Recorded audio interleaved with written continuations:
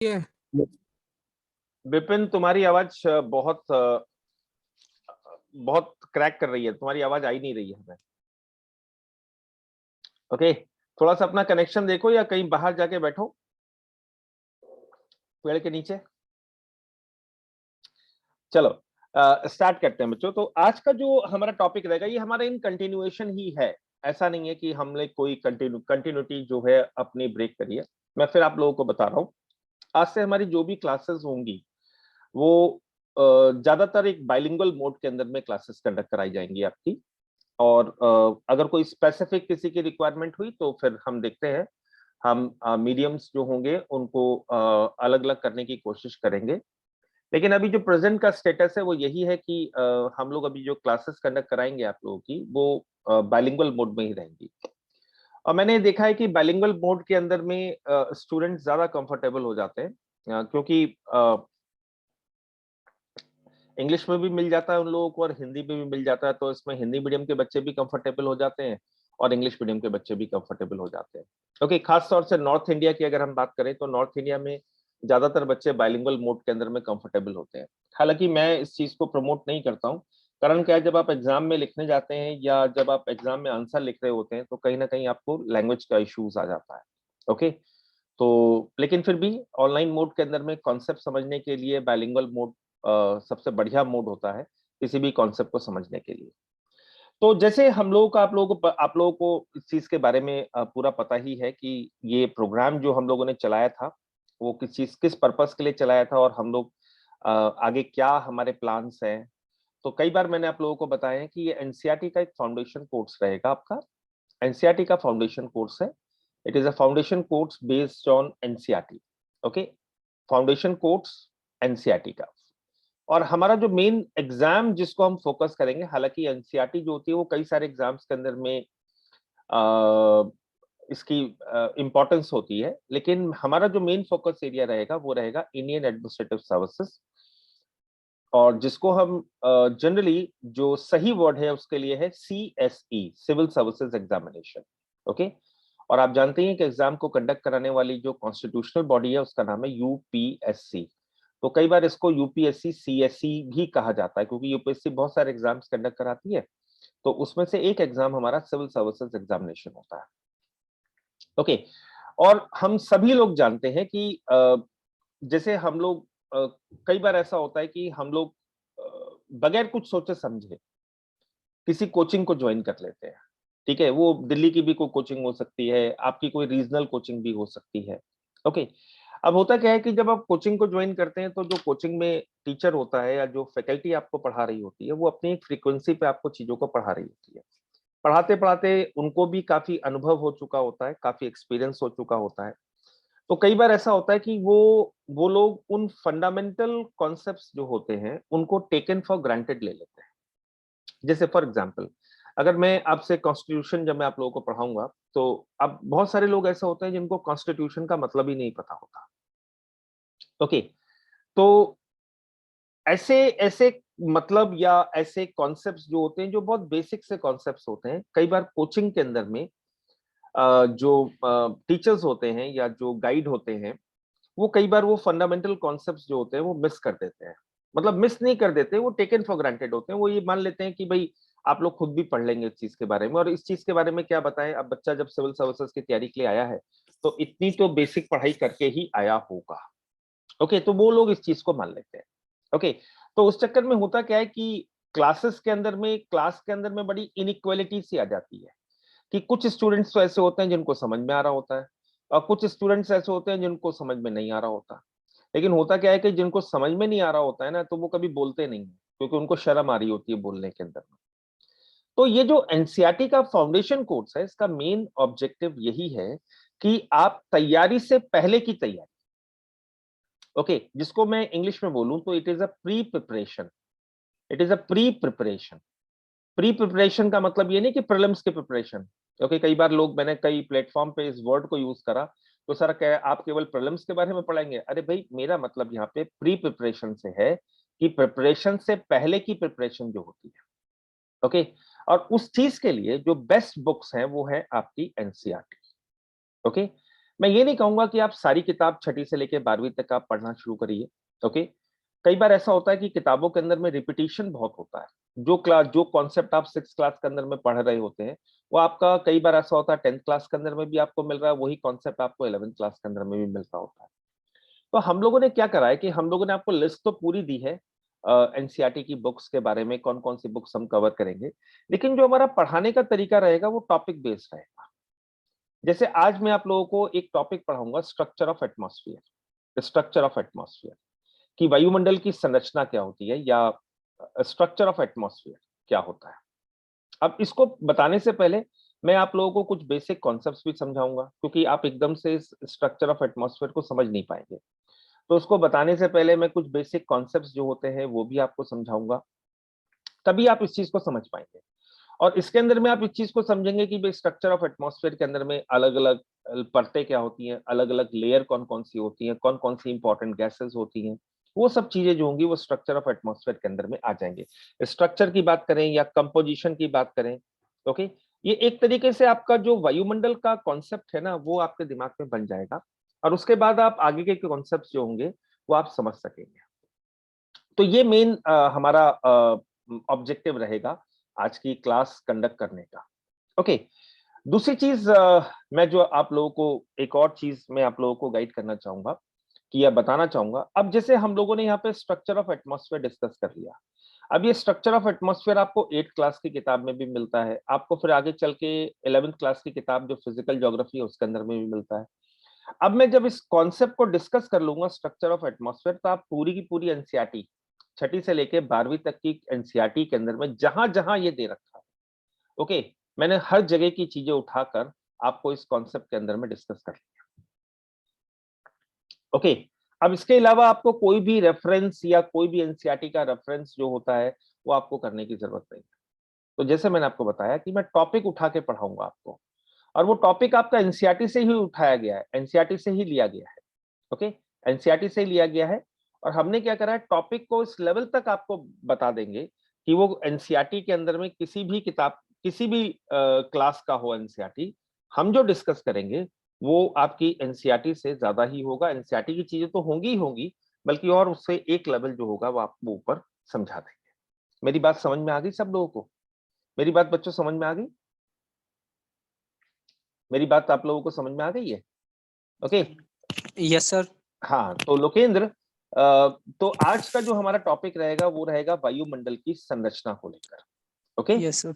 हाँ, अब जैसे अगर आप लोगों ने मेरी शुरू की क्लासेस को अगर रिकॉल करो, आप मेरी जो मैंने शुरू में बेसिक फंडामेंटल ज्योग्राफी के आप लोगों को समझाए थे, ओके, मैं एक बार क्लास के अंदर में दोबारा समझा देता हूँ, क्योंकि कई बार ऐसा होता है कि स्टूडेंट वो पुरानी क्लास को मिस कर चुके होते हैं, और कई बार मैं आपसे फिर ये कहूंगा इस चीज को कि हमें हमें सारी क्लासेस जो होता है वो यूट्यूब पे मैं डाल देता हूँ।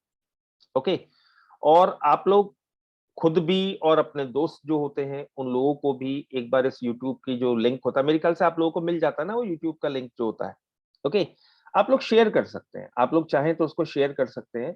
और कुछ भी सजेशन हो आपके, अगर क्लास को और अच्छा बनाने के लिए अगर आपके कोई भी सजेशन हो, तो मैं बिल्कुल ओपन हूं किसी भी तरीके के सजेशन के लिए, क्योंकि मैं बहुत दिनों बाद आप कह लीजिए या मतलब आप ये कह लीजिए मेरे बहुत कम एक्सपीरियंसेस हैं ऑनलाइन गाइडेंस को लेकर।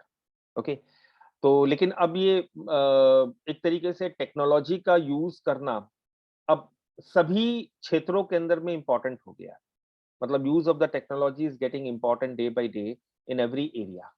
और अभी जब हम फोर्थ इंडस्ट्रियल रिवॉल्यूशन की बात कर रहे हैं, तो सब जगह से ऑटोमेशन चल रहे हैं और भी चीजें चल रही हैं, तो हम अब टेक्नोलॉजी का, हम ये कहें कि हम टेक्नोलॉजी का यूज नहीं करेंगे और हम वही कन्वेंशनल तरीके से करेंगे, तो वो बड़ा अजीब सा लगता है, क्योंकि टेक्नोलॉजी के अपने एडवांटेजेस भी हैं, और हमें टेक्नोलॉजी केवल एडवांटेज के पॉइंट ऑफ व्यू से यूज करनी है। जो उसके डिसएडवांटेज है हम कोशिश करेंगे उन डिसएडवांटेजेस को कम से कम करने की। तो और ज्यादा से ज्यादा अच्छा अपने लेक्चर्स जो होते हैं उनको बनाने की कोशिश करेंगे। हमारा क्लास के अंदर में डिस्कशन बड़ा डेमोक्रेटिक रहेगा और बहुत सेकुलर रहेगा। वो इस तरीके से रहेगा कि आपके कोई भी डाउट है, कोई भी बेसिक से बेसिक डाउट है, ओके, बेसिक से बेसिक भी अगर आपका डाउट है, तो वो आप मुझसे क्लास में डिस्कस कर सकते हैं। कोई भी बेसिक से बेसिक भी अगर आपका डाउट है तो आप क्लास के अंदर में डिस्कस कर सकते हैं। ओके, मैं आपसे फिर बोल रहा हूँ कि क्लास में कभी भी अपने डाउट पूछने में हेजिटेट मत करना, क्योंकि अगर आपने डाउट नहीं पूछा तो हो सकता है कि आपका कॉन्सेप्ट अधूरा रह जाए और आप हो सकता है कि बाद में आपको दिक्कत हो और वो कॉन्सेप्ट समझ में ना आए और आगे चल के आप जब अपनी तैयारी शुरू करेंगे और पूरे तरीके से अपनी तैयारी का प्लान करेंगे, तो उस समय आपको दिक्कत आ सकती है। क्लियर है पॉइंट? पॉइंट क्लियर है सब लोगों को? तो इतना सब कहने के बाद आज का हम टॉपिक स्टार्ट करते हैं। तो आज का हमारा टॉपिक है स्ट्रक्चर ऑफ एटमॉस्फेयर। हमारे इसमें कई सारे चीजें हैं जो हम इसके अंदर में इंक्लूड करेंगे। तो टॉपिक रहेगा बच्चों structure of atmosphere. Okay, structure of atmosphere.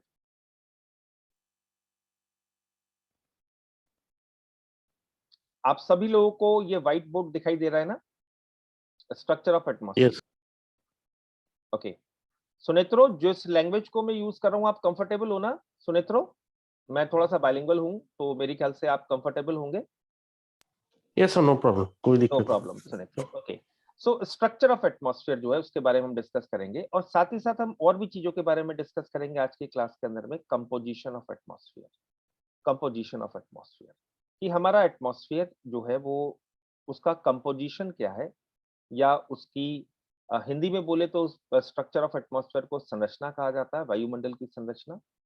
और कंपोजिशन ऑफ एटमॉस्फेयर हम लोग उसके बारे में स्टडी करेंगे। ओके, तो पहली बात तो जैसे हमने ज्योग्राफी के अंदर में डिस्कस करा था कि ज्योग्राफी है क्या? भूगोल जो है, भूगोल की अगर हम बात करें तो भूगोल जो है या ज्योग्राफी जो है वो अल्टीमेटली है क्या? जियोग्राफी। ओके, जियो प्लस ग्राफी, अगर आपको याद हो। ओके, ये हम पॉइंट जो था वो पहले भी डिस्कस कर चुके हैं, that is geo plus graphy.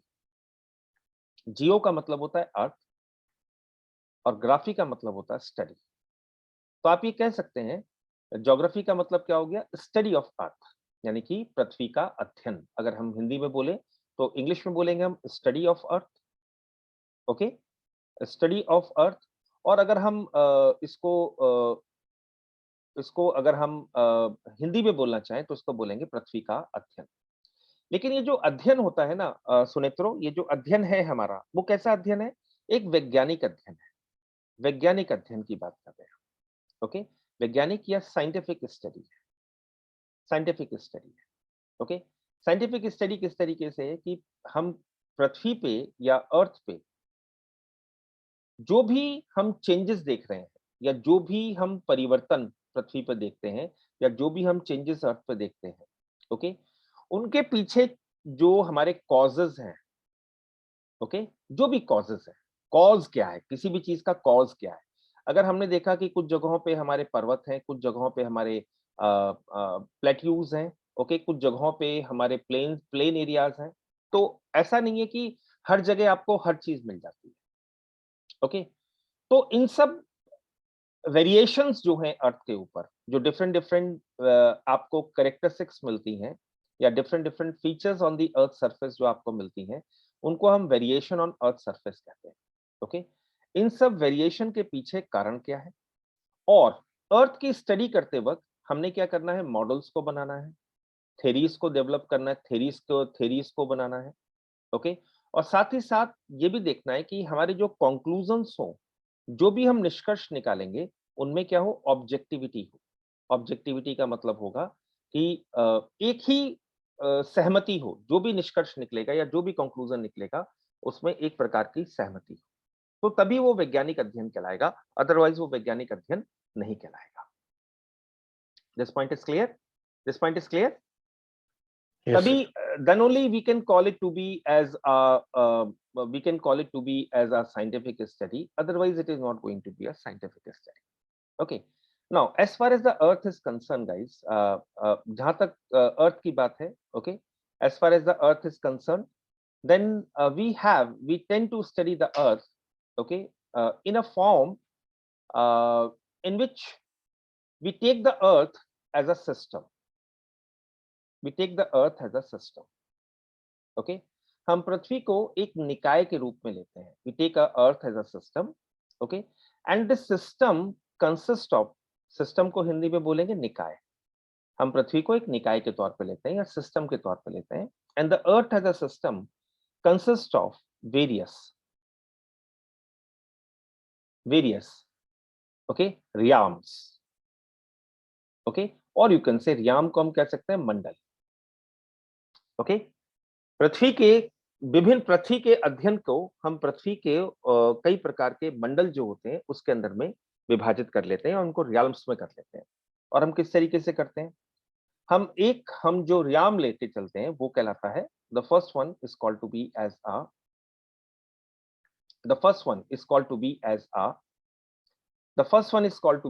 A geosphere. Second one is called to be as a atmosphere. Third one is called to be as a hydrosphere. And the fourth one is called to be as a biosphere. Okay. Nowadays we take another sphere also, that is called cryosphere. Although cryosphere is a part of a hydrosphere, but we take it separately also. Geosphere का मतलब होता है, okay, that is a solid earth. Atmosphere का मतलब gaseous part of the earth, okay, gaseous part surrounding the earth. Hydrosphere मतलब liquid water part.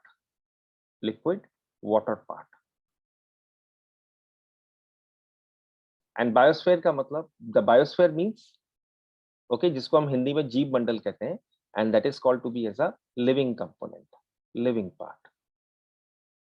Or cryosphere means a part of the earth which is in a state of solid ice, or the frozen part of the earth. And where you get this frozen part of the earth, हमें कहाँ मिलता है frozen part? We get on poles, ध्रुवों पर हमें मिलता है, poles पे हमें मिलता है, we get this frozen part on poles, okay। या फिर हमें कहाँ मिलता है, पहाड़ों की चोटियों पर, माउंटेन कैप्स जिसको हम कहते हैं, माउंटेन पीक्स पर आपको मिलता है, okay। और we have some regions which we call it to be as a permafrost regions, okay, permafrost regions. So we get this solid ice or a frozen part of the earth in these areas, or maybe some other areas also, okay। So that is called to be as a cryosphere, okay। Now the topic जो आज हम discuss करेंगे वो हमारा atmosphere से जुड़ा हुआ होगा, ओके। तो उसी को हम लोग आज स्टार्ट करेंगे, और मेरे ख्याल से आप लोगों को मैं आसानी से समझाने की कोशिश करूंगा। Now atmosphere, okay, what is the meaning of atmosphere? कोई मुझे बता सकता है? वायुमंडल, ओके। वायुमंडल की परिभाषा क्या बैठेगी? एटमॉस्फेयर की डेफिनेशन क्या बनेगी सुनेत्रो? अगर बताना चाहो तो बताओ, what is the definition of atmosphere, अगर आपने एनसीईआरटी में कुछ पढ़ा है तो।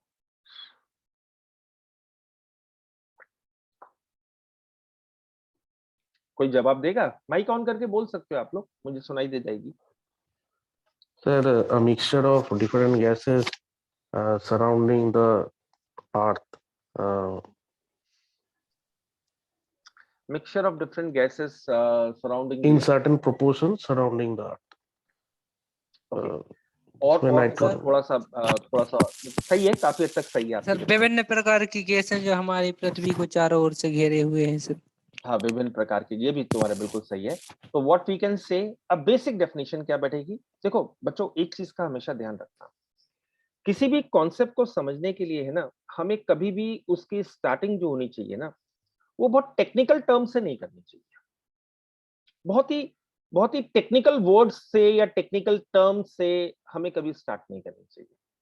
हमें किसी भी कॉन्सेप्ट को समझने के लिए उसकी एक बेसिक डेफिनेशन जो होती है, जो आसानी से समझ में आ जाए, वहीं से स्टार्ट करना चाहिए। और उसके बाद जब आपको जैसे जैसे चीजें समझ में आने लगेंगी, वैसे वैसे आप अपनी डेफिनेशन को और अच्छा बना सकते हो और एलैबोरेटिव कर सकते हो अपनी डेफिनेशन को, ओके। तो हमारा जो starting point of definition, starting definition अगर हम लेंगे तो क्या सही होनी चाहिए? ऐसा नहीं कि कोई भी डेफिनेशन ले लो, सही डेफिनेशन होनी चाहिए, लेकिन एक बेसिक डेफिनेशन होनी चाहिए कि क्या बोले हम उसे, एटमॉस्फेयर को gaseous envelope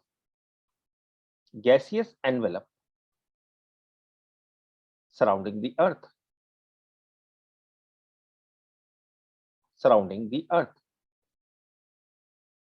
that is atmosphere।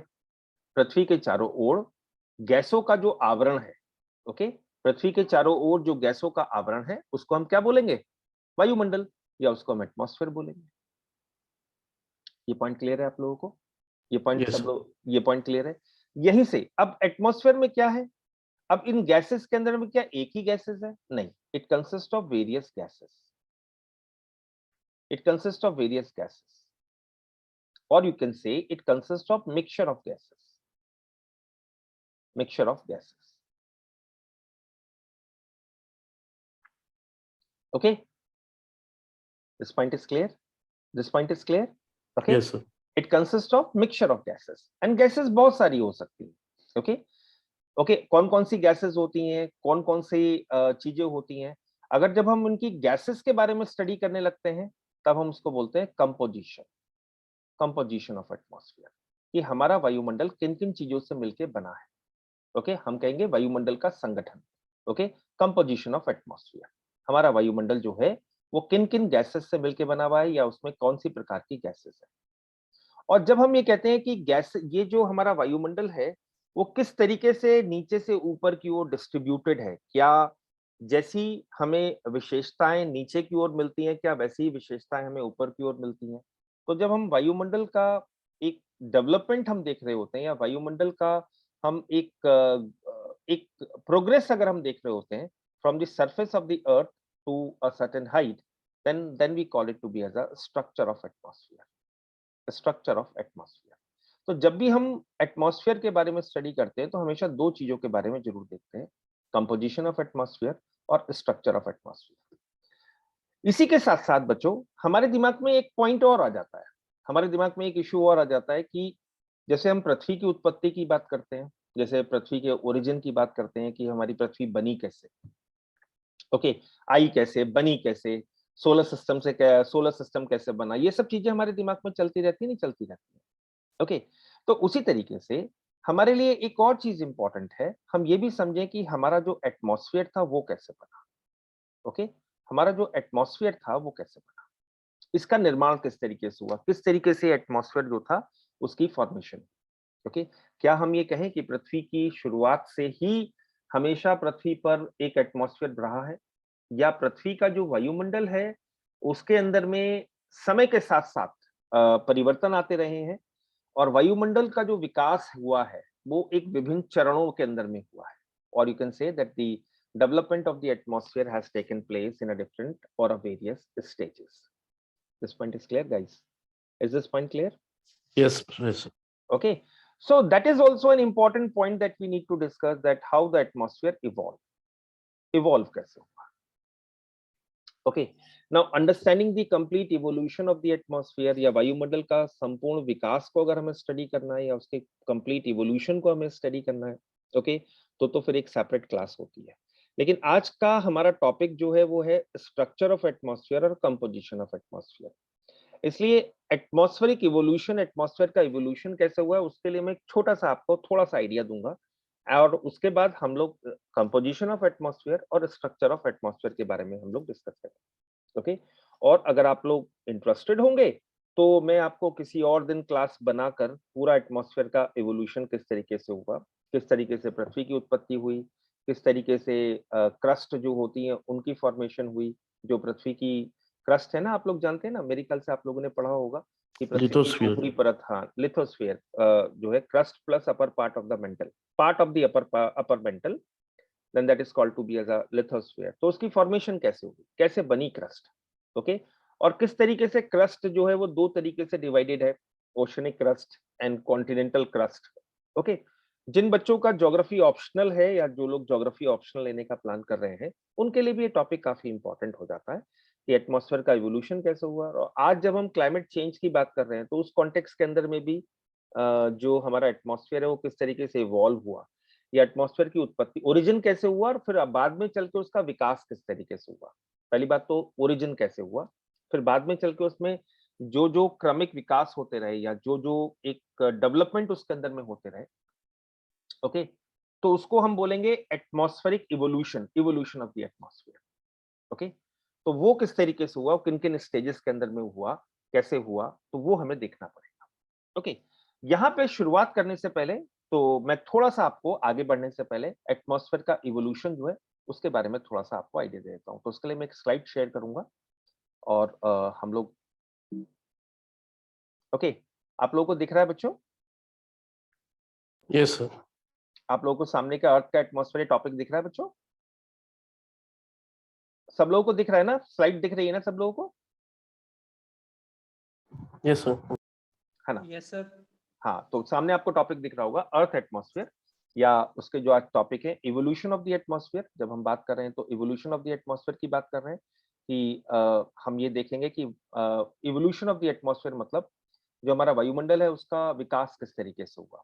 Okay, और साथ ही साथ हम ये भी देखेंगे कि जो हमारा वायुमंडल है या एटमॉस्फेयर जो है उसका एक्सटेंट कहाँ तक है। भाई सिंपल सी बात है कि हमने कहा कि हमारा एटमॉस्फेयर क्या है, gaseous envelope surrounding the earth, लेकिन ये कहाँ तक, कौन सी हाइट तक सराउंड करना है। तो कहीं ना कहीं तो एटमॉस्फेयर की बाउंड्री लाइन तो हमें बनानी पड़ेगी ना, या हम सन तक एटमॉस्फेयर मान के चलें। तो कहीं ना कहीं हमें एक अपनी बाउंड्री लाइन तो बनानी पड़ेगी, नहीं पड़ेगी बच्चों? ओके, तो उसको बोलेंगे हम एक्सटेंट ऑफ एटमॉस्फेयर, मतलब वायुमंडल जो है वो कहाँ तक है हमारा। फिर उसके बाद हम लोग देखेंगे कंपोजिशन ऑफ एटमॉस्फेयर, कि जो हमारा एटमॉस्फेयर है उसका कंपोजिशन क्या है। और फिर उसके बाद हम लोग देखेंगे कि जो अलग अलग गैसेस हैं हमारे एटमॉस्फेयर के अंदर में, उनकी इंपॉर्टेंस क्या है, अलग अलग गैसेस जो है उनकी इंपॉर्टेंस क्या है। और फिर उसके बाद हम लोग देखेंगे स्ट्रक्चर ऑफ एटमॉस्फेयर, कि हमारा जो वायुमंडल है उसकी संरचना क्या है। ओके, कोई हिंदी मीडियम के स्टूडेंट ऐसा है जिसको दिक्कत आ रही है समझने में, या इंग्लिश मीडियम का कोई ऐसा स्टूडेंट है जिसको दिक्कत आ रही है समझने में? हामिद, हामिद क्लियर हो रहा है बेटा? जी सर, अरे ये इधर मेरा नेटवर्क प्रॉब्लम कर रहा है या तुम लोगों के नेटवर्क में प्रॉब्लम है, या तुम्हारा डेटा कंज्यूम हो गया? नो सर, अभी मेरा डेटा है सर। डेटा है अच्छा, बचा के रखा करो यार शाम को। अब तो हमारी ऑलमोस्ट रोज ही चला करेगी क्लास, क्योंकि मुझे भी आदत पड़ गई है तुम लोगों जी के, सर। हाँ तुम लोगों के साथ थोड़ा सा 1 सवा घंटा रोज निकालने की, तो मेरे को भी आदत पड़ती जा रही है तुम लोगों के साथ की। ओके, तो अभी कोई बच्चों, मैंने आपसे बताया ना कि अभी हम कोई भी एज सच एडमिशन ओपन नहीं करा है। अभी हम ये कोशिश कर रहे हैं कि स्टूडेंट्स और कनेक्ट हो जाएं, और फिर उसके बाद हम लोग देखेंगे कि एडमिशन, अभी आप कंटिन्यूटी में पढ़ते रहिएगा, ठीक है? कोई अभी कोई चार्जेस नहीं लग रहे हैं, ना ही मैं आपसे अभी कोई फीस का या कोई भी चीज की डिमांड कर रहा हूँ। ओके, जब हमें लगेगा कि अब हमें एडमिशन शुरू करने चाहिए तब हम आपको बताएंगे। ओके, तो आप कॉन्फिडेंटली आप क्लास को अटेंड करते रहिए, और इसका मतलब ये नहीं है कि आप बिल्कुल ये मत सोचिएगा कि मैंने अगर एडमिशन नहीं लिया है तो मैं ढंग से नहीं पढ़ाऊंगा। देखो, ये एक शिक्षक के एथिक्स होते हैं। ओके, एक जो शिक्षक होता है या टीचर जो होता है उसके एथिक्स होते हैं। अब चाहे उससे कोई, जब वो क्लास में होता है तब वो ये चीज को नहीं देखता है कि किसने एडमिशन लिया है, किसने एडमिशन नहीं लिया है। ओके, ये वो कभी नहीं देख सकता, और उसको करना भी नहीं चाहिए। कोई अगर शिक्षक ऐसा करता है तो वो फिर जो प्रोफेशन है उसके लायक नहीं है। ओके, तो इवोल्यूशन ऑफ द एटमॉस्फेयर जो है वो ये हम लोग देखेंगे। फिर हम लोग देखेंगे कि extent of the atmosphere, composition of atmosphere, relative importance of different gases, और स्ट्रक्चर ऑफ एटमॉस्फेयर जो है वो हम लोग देखेंगे। तो आगे चलते हैं बच्चों, हम लोग थोड़ा सा आगे वाली स्लाइड पर देखते हैं। अब देखो इसमें है क्या कि इवोल्यूशन ऑफ द एटमॉस्फेयर, यानी कि जो हमारा वायुमंडल है, इसको मैं हिंदी में भी लिख देता हूँ। जो लोग मेरे हिंदी मीडियम के स्टूडेंट्स आज कनेक्टेड हैं तो उनके लिए भी लिख देता हूँ, वायुमंडल का विकास। ओके, या उद्भव सही वर्ड बैठेगा, लेकिन हम ये विकास भी लिख सकते हैं इसको, कि वायुमंडल का विकास कैसे हुआ। अब सिंपल सी बात है बच्चों, एक सिंपल सी परिभाषा है, एक डेफिनेशन है जो हम एटमॉस्फेयर के लिए कहते हैं कि gaseous envelope surrounding the earth is called atmosphere. मतलब पृथ्वी के चारों ओर जो गैसों का आवरण है उसको हम क्या बोलते हैं? एटमॉस्फेयर कहते हैं। अब ये जो एटमॉस्फेयर है हमारा, इसमें क्या है? गैसेस है, और ये अर्थ से अटैच्ड है। Why it is attached to the earth? Okay, why it is attached to the earth? It is attached to the earth because of its gravity. अब यहाँ पे तुम्हें एक छोटी सी बात बताता हूँ। जो कोई भी प्लेनेट है, कोई भी, अगर हम प्लेनेट की बात करते हैं बच्चों, ओके, प्लेनेट जो है, सुखदेव मेरी बात सुन रहे हो? कोई भी प्लेनेट या ग्रह जो है उसका निर्माण जो हुआ है वो छोटे जी सर, छोटे, बिल्कुल सुन रहा हूं। हाँ छोटे छोटे कणों से हुआ है। उसका जो निर्माण हुआ है वो छोटे छोटे कणों से हुआ है। और ये जो कण थे वो आप सेलेस्टियल भी बोल सकते हैं, आप उनको ब्रह्मांड में उपस्थित कणों के तौर पे भी देख सकते हैं। इन छोटे छोटे कणों से हुआ है। ब्रह्मांड की उत्पत्ति या सोलर सिस्टम की अगर हम बात करें या यूनिवर्स की बात करें, तो ये माना जाता है कि शुरुआत के अंदर में हमारे पास जो मेन एलिमेंट्स थे वो थे हाइड्रोजन और हीलियम। अब ऐसा कहा जाता है कि हाइड्रोजन ही कंबाइंड होके, हाइड्रोजन का फ्यूजन होके हीलियम बन गया, हाइड्रोजन कंबाइंड होके हीलियम बन गया, और हीलियम से ही बाकी चल के आगे चल के कई प्रकार के अन्य एलिमेंट्स जो थे उनकी फॉर्मेशन हुई। हैवी एलिमेंट जिसमें आयरन हो सकता है, लेड हो सकता है, ओके, यूरेनियम हो सकता है, और भी कई प्रकार के एलिमेंट्स जो होते हैं वो डेवलप होते हैं। आप जानते हैं कि एलिमेंट की फॉर्मेशन होती है नहीं होती है? आप जानते होंगे फ्यूजन के माध्यम से एलिमेंट्स जो होते हैं उनकी फॉर्मेशन होती है नहीं होती है? मेरे ख्याल से आप लोगों ने पढ़ा होगा इस चीज के बारे में, जब दो एलिमेंट्स जो होते हैं या दो एटम्स जो होते हैं आपस में जाके कंबाइन कर जाते हैं, तो उनके कारण क्या होता है, एक नए एलिमेंट जो होते हैं उनकी फॉर्मेशन भी हो जाती है। ओके, तो जो प्लैनेट्स होते हैं वो उनका भी कुछ इसी तरीके से हुआ। कई सारे प्लैनेट, कई सारे जो डस्ट के पार्टिकल्स थे, डस्ट पार्टिकल्स जो थे वो आपस में आके टकराने लगे, और इनके टकराने से क्या हुआ कि इनसे हीट जनरेट हुई। इनिशियली क्या था बच्चों, जो साइज था किसी भी प्लैनेट का, जैसे पृथ्वी की अगर हम बात करते हैं तो उसका साइज बहुत छोटा था। साइज छोटा होने के कारण जो भी इसके आसपास कुछ भी गैसेस या कोई भी चीज होती थी, तो वो इसके साथ अटैच नहीं हो पाती थी, या वो इसके साथ अटैच नहीं हो पाती थी। क्यों? क्योंकि इसका साइज छोटा था। साइज छोटा होने के कारण या इसका मास कम था, तो जो ग्रेविटी थी वो क्या थी? कम थी। ग्रेविटी क्या थी? कम थी। तो जिसकी वजह से कोई भी गैसियस मॉलिक्यूल्स या गैसियस एटम्स जो थे वो कभी भी इसके साथ अटैच नहीं हो सकते थे, और वो हमेशा इसके रीजन से एस्केप कर जाते थे। लेकिन जैसे जैसे इसका साइज बढ़ता गया, जैसे जैसे इस प्लेनेट का साइज बढ़ता गया, तो वैसे वैसे इसकी ग्रेविटी भी बढ़ती गई। और ग्रेविटी बढ़ने की वजह से क्या हुआ कि जो भी गैसियस मॉलिक्यूल्स हुआ करते थे, या कोई भी चीज गैसियस मॉलिक्यूल्स की फॉर्म में होती थी, वो उसकी ग्रेविटी के साथ अटैच हो जाती। मेरी बात को समझे आप? मेरी बात को आप लोग समझे? ओके। तो शुरुआत में क्या था कि दोबारा से मैं आप लोगों को बता रहा हूं कि कई प्रकार के छोटे छोटे जो कण थे, या आप कह सकते हैं इसको डस्ट पार्टिकल्स कहा जाता है। वैसे तो नेबुलर क्लाउड भी एक टर्म होती है जो हम लोग कई बार यूज करते हैं, ओके, जिसको हिंदी में निहारिका कहते हैं। नेबुलर क्लाउड जो था उसके जो डस्ट पार्टिकल्स थे वो आपस में आके टकराने लगते हैं, और टकराने से क्या होता है, वो एक दूसरे में they tend to smash within each other. Okay, they tend to smash within each other. और जब इनकी स्मैशिंग होती है तो इसकी वजह से इनमें एक फ्रिक्शन के कारण, जिसके लिए टर्म हम लोग यूज करते हैं, नेबुलर एक्रीशन, उसके कारण हीट जनरेट होती है। और हीट जनरेट होने की वजह से क्या होता है कि ये ग्लो करने लगता है। इसका जो अंदर का ये जो एलिमेंट्स हैं वो पिघल जाते हैं कुछ चीजें, और जिससे कई तरीके की गैसेस जो होती हैं वो बाहर आने लगती हैं। लेकिन ये जो गैसेस होती हैं जो ये बाहर आती हैं, वो इस छोटे से सेलेस्टियल बॉडी जो बनी थी, या खगोलीय पिंड जो बना था, उसके साथ अटैच नहीं हो पाती। कारण क्या था? क्योंकि इसकी ग्रेविटी बहुत कम थी। लेकिन जैसे जैसे इसका साइज बढ़ता गया, वैसे वैसे जितनी भी इससे निकलने वाली गैसेस थी वो सारी की सारी इसके चारों ओर अटैच होने लगी। तो हम ये कह सकते हैं आज की जो वर्तमान स्थिति है या प्रेजेंट कंडीशन है, उसमें हम ये कह सकते हैं कि it is attached to the earth due to gravity. ये पॉइंट क्लियर है सब लोगों को? ये पॉइंट क्लियर है सब लोगों को बच्चों? कोई है ऐसा क्लास के अंदर में जिसको डाउट है? ओके, अगर किसी को डाउट नहीं है तो हम लोग आगे चलते हैं। ओके, अगर कोई भी क्लास के अंदर में ऐसा स्टूडेंट है जिसको डाउट है तो वो हमें मुझसे पूछ सकता है माइक ऑन करके, नहीं तो हम आगे चलते हैं। कोई डाउट? No, sir. ओके, अब चलो नेक्स्ट पॉइंट को समझने की कोशिश करते हैं। एक एक पॉइंट, ये सारे पॉइंट मैंने एनसीईआरटी से ही कलेक्ट करे हैं।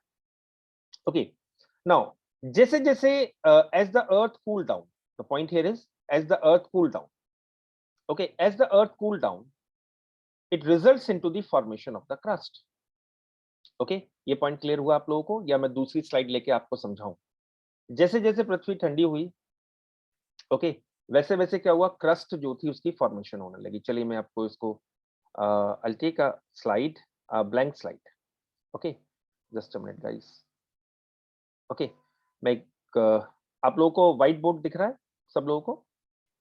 Yes, sir.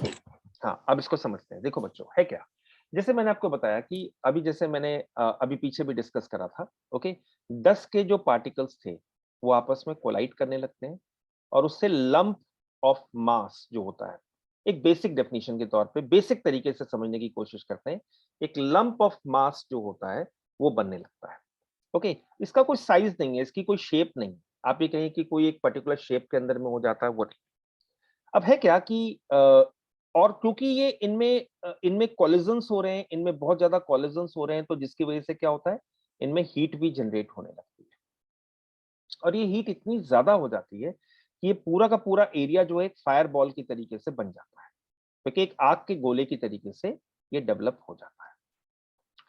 अब है क्या कि ये आग का गोला अब तो बन गया, तो ये क्या कर रहा है, आग का गोला बाहर की ओर हीट जो है वो भी छोड़ रहा है, बाहर की ओर हीट छोड़ रहा है ना ये आग का गोला, इसकी तरफ से हीट जो होगी वो भी रेडिएट हो रही है। अब जब हीट रेडिएट होती है तो ऊपर का जो पोर्शन है ये ठंडा होने लगता है, ऊपर का जो पोर्शन है ये ठंडा होने लगता है और ऊपर का पोर्शन ठंडा होकर क्या करता है, ऊपर की तरफ में एक परत बना देता है जिसको हम क्या बोलते हैं, क्रस्ट बोलते हैं। क्या बोलते हैं, क्रस्ट। अब देखो इस चीज को समझो ये कैसे हुआ। जब ये प्रोसेस होता है तो अंदर से बहुत सारी गैसेस जो होती है ना वो बाहर की ओर आ भी रही है, ओके, अंदर की ओर बाहर की ओर बहुत सारी गैसेस आ रही है, ओके। अब क्योंकि पृथ्वी का जो अर्थ जो थी उसका साइज इतना बड़ा हो चुका था कि ये बाहर की ओर आने वाली जो गैसेस थी, ओके, इनको अपनी ग्रेविटी के कारण उनको बाइंड करके रख सकती थी। पॉइंट क्लियर हुआ। अब पृथ्वी के जब हमारी अर्थ जो थी, जो ये ठंडा होने का जो प्रोसेस था, इसी प्रोसेस में क्या हुआ, बहुत सारी जो गैसेस चट्टानों के अंदर में ओके डिसॉल्व थी, तो वो गैसेस जो थी वो बाहर की ओर आने लगी और उस प्रोसेस को हम बोलते हैं डी गैसिंग। क्या बोलते हैं इस प्रोसेस को हम लोग, डी गैसिंग, डी गैसिंग होने लगी। ये पॉइंट क्लियर है आप लोगों को, ये पॉइंट क्लियर है। Yes sir. तो आप ये कह सकते हैं कि जो इनिशियल एटमॉस्फेयर बना वो इसी डी गैसिंग की वजह से बना। ये जो इनिशियल एटमॉस्फेयर था हमारा वो किसके कारण बना, इसी डी गैसिंग से हमारा इनिशियल एटमॉस्फेयर जो था उसकी फॉर्मेशन हुई, ओके, जो हमारा इनिशियल एटमॉस्फेयर था। अब हम लौट के अपने नेक्स्ट पॉइंट पे आते हैं। अब हमारा नेक्स्ट पॉइंट क्या कहता है कि जो है वो ये कहता है कि अ, अगर हम देखें तो हमारा नेक्स्ट पॉइंट ये कहता है कि गैसेस जो हैं dissolve in the rocks start releasing by the process of degassing। ये पॉइंट क्लियर है सब लोगों को, हिंदी वाले बच्चे हिंदी वाले जितने भी हैं उन लोगों को क्लियर हो रहा है कि जो चट्टानों के अंदर में गैसेस जो थी वो क्या होने लगी, बाहर आने लगी, ओके।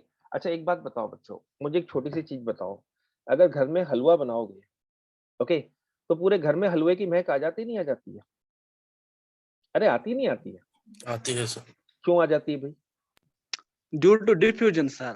है, due to diffusion, due to the diffusion also, why, and from where this has arisen, from where these molecules have arisen, Hamid, ये molecules कहाँ से आए हैं, वो उस हलवे में से ही आए हैं ना। जी सर। तो इसी तरीके से, और तुमने अभी देखा होगा कभी कभी हलवे के अंदर में बुलबुले भी उठ रहे होते नहीं होते हैं, यस सर। देखा होगा ना तुमने। तो मेरे ख्याल से हमारे सभी कल्चर के अंदर में हलवा तो खाया जाता है ना हामिद, कश्मीर में खाया जाता है हलवा, जी सर, जी सर। सुने तो आज तो तुम्हारी तरफ बंगाल में यस सर, गाजर का हलवा। गाजर का हलवा बनता है, ठीक है। तो सभी भारत में तो मेरे ख्याल से ज्यादातर पॉपुलेशन जो होती है हलवे की शौकीन है, ओके। कोई घर में गेस्ट आ जाता है तो उसको भी बड़ा सर्व किया जाता है, ओके। और कश्मीर में तुम जाओगे तो वहां पे एक बहुत बढ़िया लोगों के अंदर में शौक होता है, वो है बादाम का हलवा। Yes sir. बादाम का हलवा जो होता है वो वहाँ का बड़ी फेवरेट डेलिकेसी है, ओके। और एक और डेलिकेसी है कश्मीर की जिसको कलहरी कहते हैं, मैंने अगर वर्ड सही यूज करा है हामिद तो, जी सर। हाँ। और बाकी तो जो खाना पीना है कश्मीर का, कश्मीरी वाजवान जो है, it is believe to be one of the most tastiest food, मतलब काफी डेलिकेसीज होती है ना। तो तो अगर हम देखें तो जो गैसेस होती हैं वो बाहर की ओर आने लगती है, ओके। जिस तरीके से अगर घर के अंदर में कोई भी चीज आप पका रहे हो तो उसकी पूरी महक चारों ओर हो जाती नहीं हो जाती है, तो उसी तरीके से इस पृथ्वी के चारों ओर भी सारी गैसेस जो थी वो निकलने लगी और वो इकट्ठी होने लगी, ओके। और वो कभी भी अर्थ से अर्थ से बहुत ज्यादा दूरी पे नहीं जा पाई और वो एस्केप भी नहीं कर पाई। कारण क्या था? क्योंकि अर्थ की एक ग्रेविटी, और ये जो मॉलिक्यूल्स थे ना, जो गैसियस मॉलिक्यूल्स थे, उनकी स्पीड इतनी ज्यादा नहीं थी कि वो अर्थ की ग्रेविटी को एस्केप कर जाए। उनकी स्पीड इतनी ज्यादा नहीं थी कि वो अर्थ की ग्रेविटी को एस्केप कर जाए, तो वो एस्केप भी नहीं कर पाए और वो अर्थ की ग्रेविटी के साथ अटैच हो गए। तो ज्यादातर जो शुरुआत में गैसेस आई, वो उनमें कौन कौन सी थी? कार्बन डाइऑक्साइड थी, ओके, नाइट्रोजन था, वाटर वेपर था। ये सारी इंपॉर्टेंट गैसेस के तौर पे हमारी अर्थ के अंदर में हमें देखने को मिली। Carbon dioxide, nitrogen, water vapour. हालांकि इन सब के अपने अपने एक ओरिजिन है कि कार्बन डाइऑक्साइड कहाँ से आई, कैसे बनी कार्बन डाइऑक्साइड, नाइट्रोजन कहाँ से आया, वाटर वेपर कहाँ से आया। इन सब के पीछे भी पूरी की पूरी एक स्टोरी है, ओके। जैसे कहा जाता है कि बहुत सारा हमारा जो इसकी फॉर्मेशन हुई है, वाटर वेपर की फॉर्मेशन जो हुई है, वो हाइड्रोजन और ऑक्सीजन के कंबाइन होने से हुई है, ओके। तो ये भी कहा जाता है, ओके। तो लेकिन हम यहाँ पे उन पॉइंट्स को स्किप करके यहाँ पे समझ सकते हैं कि जो इनिशियल एटमॉस्फेयर था, उसमें कार्बन डाइऑक्साइड, नाइट्रोजन और वाटर वेपर आप कह सकते हो। उसके बाद मैं फिर आप लोगों को बता रहा हूँ, एक डिस्क्लेमर और मैं आप लोगों को दे रहा हूँ यहाँ पे कि ये जल स्टडीज के पॉइंट ऑफ व्यू से मैं आपको चीजों को समझा रहा हूँ, ओके। हर एक चीज का अपना एक सीक्वेंस है, ओके। नाइट्रोजन कहाँ से आई, इसके भी बारे में पूरी थ्योरीज हैं। वाटर वेपर कैसे बना, इसके बारे में भी थ्योरीज हैं। और कैसे कैसे चल के अलग अलग स्टेजेस के अंदर में हमारे जो एटमॉस्फेयर है उसका इवोल्यूशन हुआ, ओके। लेकिन यार जनरल स्टडीज के पॉइंट ऑफ व्यू से आप यहीं से स्टार्ट कर सकते हैं और आप जहां पे देख सकते हैं कि इनिशियल एटमॉस्फेयर में consist of carbon dioxide, nitrogen and water vapour. अब हुआ क्या कि जैसे जैसे अर्थ ठंडी होने लगी, जैसे मैंने आपको बताया ना कि अर्थ ठंडी हो रही थी रेडिएशन के थ्रू, अर्थ से हीट जो थी वो रेडिएट हो रही थी, ओके। और अर्थ के अंदर में जो मोल्टन मैग्मा था, मोल्टन मैग्मा जो था, उसका फ्रैक्शनल क्रिस्टलाइजेशन होने लगा, फ्रैक्शनल क्रिस्टलाइजेशन होने लगा। और जिसकी वजह से अलग अलग तरीके की रॉक्स अलग अलग टेम्परेचर पे जाके सेटल होने लगी। इस प्रोसेस के लिए एक हम वर्ड यूज करते हैं जिसको हम बोलते हैं बोवेन जिसको हम बोलते हैं बोवेन रिएक्शन सीरीज। इसके लिए हम वर्ड यूज करते हैं बोवेन रिएक्शन सीरीज, ओके। तो जिन लोगों का ऑप्शनल सब्जेक्ट है, मेरे ख्याल से वो इस चीज के बारे में समझ भी सकते हैं और वो उनके लिए जरूरी भी हो जाता है। हाँ बेटा, किसी ने हैंड रेज करा है, D093132। प्लीज आप अपना अपना माइक ऑन करके अपना डाउट पूछ सकते हैं अगर किसी का कोई डाउट है तो। और अगर नहीं है तो आप अपना हैंड डाउन कर लीजिए फिर आप, अगर आपका कोई डाउट नहीं है तो, ओके। क्लास का एक रूल है बच्चों, हैंड रेज तभी करना है आपने जब आपका कोई डाउट हो। अगर कोई डाउट नहीं है तो अननेसेसरी का हैंड रेज नहीं करें, ओके। तो अब हुआ क्या कि जैसे जैसे और कूलिंग होने लगी, तो जो वाटर वेपर था हमारे एटमॉस्फेयर के अंदर में, वो क्या होने लगा? कंडेंसेशन होने लगा। ये तो आपको पता है, वाटर वेपर ठंडा होने पे कंडेंस हो जाता है और कंडेंस होके क्या होता है, उसका संघनन होने लगता है, ओके। और वो क्या बनाने लगता है? क्लाउड्स की फॉर्मेशन करने लगता है। अब हुआ क्या कि जब ये क्लाउड बना इसके चारों ओर, मतलब पृथ्वी के चारों ओर जब क्लाउड की फॉर्मेशन हुई, ओके। मान लो एक क्लाउड बन गया पृथ्वी के ऊपर, ओके। अब क्लाउड से बारिश होनी शुरू हो गई, बारिश होनी शुरू हो गई। हामिद, ओके, सुखदेव, मेरी बात जी समझ में आ रही? सर, जी ओके। सर। हाँ, तो बारिश होनी शुरू हो गई। अब ये जो बारिश थी ना, अब तुम देखो अर्थ क्रस्ट जो थी उसका टेम्परेचर बहुत ज्यादा था उस टाइम पर। तो होता क्या था कि ये जो बारिश होती थी या पानी जो होता था वो क्रस्ट तक पहुंच ही नहीं पाता था, उससे पहले ही वो क्या होता था? इवेपोरेट कर जाता। स्टीम जलवाष्प। हाँ, जलवाष्प में परिवर्तित हो जाता था। मतलब वो पृथ्वी की परपटी तक या सरफेस तक पहुंच ही नहीं पाता था, उससे पहले ही वो क्या होता था? इवेपोरेट कर जाता था, इवापोरेशन। इवेपोरेशन हो जाता था। और लगभग लगभग आप ये कह सकते हैं ये 40,000 साल तक वर्षा चलती रही, 40,000 साल तक, जिसको हम ग्रेट रेन के नाम से जानते हैं, ओके। अगर हम पृथ्वी के इवोल्यूशन की अगर हम बात करते हैं, ओके, पृथ्वी के इवोल्यूशन की अगर हम बात करते हैं, तो लगभग हम 4.5 बिलियन ईयर्स पहले की हम ये मान के चलते हैं कि अर्थ जो है उसकी फॉर्मेशन हुई है। अलग अलग थेरीज हैं, कुछ 3.5, कुछ 2.5 की बात करती हैं और कुछ 4.5 की बात। अभी अभी हमारे झारखंड के रीजन के अंदर में, सिंहभूम रीजन के अंदर में कुछ रॉक्स मिली हैं, जो रॉक्स की, जिन रॉक्स की एज ऑलमोस्ट 3.5 बिलियन ईयर्स जो है वो मानी गई है। 3.5 बिलियन ईयर्स के आसपास उन रॉक्स जो है ना उनकी एज ली गई है, ओके, तो ये माना जा रहा है कि इसका मतलब अर्थ क्रस्ट जो है ना उसकी फॉर्मेशन ऑलमोस्ट 3.5 बिलियन ईयर्स पहले हो चुकी है। ओके, तो हम ये मान के चलते हैं कि भाई अगर अर्थ की फॉर्मेशन 4.5 बिलियन ईयर्स की हुई है तो कुछ समय तो उसका वायुमंडल समय क्रस्ट बनने में और उसका एटमॉस्फेयर बनने में लगा ही होगा। ओके, तो एक टाइम लेके चलते हैं, लेकिन जब हमें एक सबसे पुरानी रॉक हमें कभी रिसेंट में 3.5 बिलियन ईयर्स पुरानी एक रॉक मिलती है, तो हम ये कह सकते हैं कि इस टाइम तक क्रस्ट बन चुकी होगी, तभी ये रॉक है, अदरवाइज ये रॉक नहीं होती। अगर वो मोल्टन फॉर्म में होता या कुछ ऐसा होता तो रॉक तो उसके बाद की होती ना, उसके बाद की एज की होती। मेरी बात आप लोग समझ रहे हैं? ओके, यस तो सर लगभग 40,000 साल तक सुनेत्रो, लगभग 40,000 साल तक वर्षा होती रही। सुखदेव मेरी बात सुन रहे हो ना? हाँ सर, जी सर, बिल्कुल सुन रहा हूँ। हाँ सुन रहे हो ना? चलो ठीक है। हाँ। हाँ ना में मुझे जवाब देते रहा करो, क्योंकि देखो मुझे पढ़ाने में मजा तभी आता है जब लोग पार्टिसिपेट करते हैं। ये ठीक है, मीडियम एक ओके सर। ऐसा है कि अगर हम चाहें तो इसको बहुत अच्छा बना सकते हैं। अगर हम एक कोड ऑफ कंडक्ट में रह के पढ़ाई करें ना, तो हम इसको बहुत अच्छा बना सकते हैं। नहीं नहीं सर, ये आपने जो पढ़ा है पूरा पूरा समझ में आ गया। मतलब जैसे गैस से बाहर निकलने लगी तो उन्हें गैस उत्सर्जन प्रक्रिया कहते हैं, डी गैसिंग। डी गैसिंग जो है ना वो होने लगी। अब देखो इस चीज को अब क्या हुआ कि शुरुआत में क्या हुआ कि बहुत लंबे समय तक जो थी ये बारिश हुई 40,000 साल तक। अब जैसे मैंने आपको बताया कि शुरुआत में क्या था कि ये जो बारिश थी वो सरफेस तक नहीं पहुंच पाती थी, क्योंकि टेम्परेचर बहुत ज्यादा था और वो इवेपोरेट, उसका दोबारा से इवेपोरेशन हो जाता था। अब इवेपोरेट होके दोबारा से क्लाउड की फॉर्मेशन होती थी और फिर दोबारा से बारिश होती थी। तो एक प्रकार की एक साइकिल चली, एक चक्र चला, जिसको हम जिसको हम क्या कहेंगे, संघनन एवं वाष्पन, संघनन एवं वाष्पन चक्र, या जिसको हम कंडेंसेशन इवेपोरेशन साइकिल कहते हैं। कंडेंसेशन हो रहा है किसकी फॉर्म में? क्लाउड की फॉर्म में, फिर दोबारा से इवेपोरेशन हो रहा है, तो इवेपोरेशन कंडेंसेशन साइकिल चलती है। ओके, अब हुआ क्या है कि धीरे धीरे करके, क्योंकि अर्थ लगातार हीट को रेडिएट कर रही थी, अर्थ जो थी वो क्या होने लगी, लगातार हीट जो थी उसको रेडिएट कर रही थी। और अर्थ जब लगातार हीट को रेडिएट कर रही थी तो उसका टेम्परेचर भी कम हो गया, और टेम्परेचर अल्टीमेटली बॉइलिंग पॉइंट से नीचे चला गया, बॉइलिंग पॉइंट से नीचे चला गया। जब बॉइलिंग पॉइंट से नीचे चला गया टेम्परेचर पृथ्वी का, तो अब जो पानी था वो ऐसी जगहों पर, पानी जो था वो ऐसी जगहों पर इकट्ठा होने लगा जो नीचे के क्षेत्र थे, जो डिप्रेशन थे। ओके, जो डिप्रेशन, क्योंकि देखिए जब अर्थ ठंडी हुई तो ऐसा नहीं था कि पूरी ऊपर की तरफ में पूरा एक समतल सा ही बन गया, ऐसा नहीं कह सकते। जब अर्थ ठंडी हुई तो कुछ जगह ऐसी थी जो नीचे रह गई, कुछ जगह ऐसी थी जो ऊपर हो गई।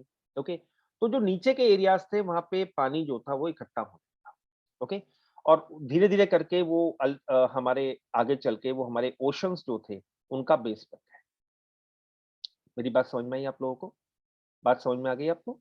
ओके, यस सर हाँ, तो वाटर जो था, water start accumulating in lower basins, द्रोणियां इसको कहा जाता है, बेसिन ना बोल के हम उसको द्रोणी बोलते हैं। और उस क्या हुआ, ओशंस जो थे उनकी फॉर्मेशन होने। ओके, अब हुआ क्या कि जैसे मैंने आपको बताया कि शुरुआत के अंदर में कार्बन डाइऑक्साइड बहुत ज्यादा थी, नाइट्रोजन बहुत ज्यादा थी, नाइट्रोजन थी। ओके, और वाटर वेपर हम कह सकते हैं। अब था क्या कि जो कार्बन डाइऑक्साइड जो थी वो वाटर के साथ कंबाइन कर जाती है, वाटर के साथ कंबाइन करके कार्बोनिक एसिड बना लेती है, और अल्टीमेटली हमारे जो ओशंस थे या हमारी पृथ्वी के जो भाग थे उसके अंदर में कार्बोनेट रॉक्स जो थी उनकी फॉर्मेशन करने लगी। तो धीरे धीरे करके सारी कार्बन डाइऑक्साइड पानी के साथ डिसॉल्व होकर पृथ्वी तक पहुंच जाती है। काफी मात्रा में कार्बन डाइऑक्साइड जो होती है वो पानी के साथ डिसॉल्व होकर कहाँ पहुंच जाती है, पृथ्वी तक पहुंच जाती है, और उससे हमारी क्या बन जाती है, एक प्रकार की चट्टानें बन जाती हैं जिनको हम कार्बोनेट रॉक्स के नाम से जानते हैं। ओके, अब हुआ क्या कि जब कार्बन डाइऑक्साइड चली गई, वाटर वेपर चला गया, तो क्या बचा, नाइट्रोजन। तो धीरे धीरे करके नाइट्रोजन जो था उसकी परसेंटेज बढ़ने लगी, कार्बन डाइऑक्साइड की परसेंटेज कम होने लगी, नाइट्रोजन की परसेंटेज बढ़ने लगी।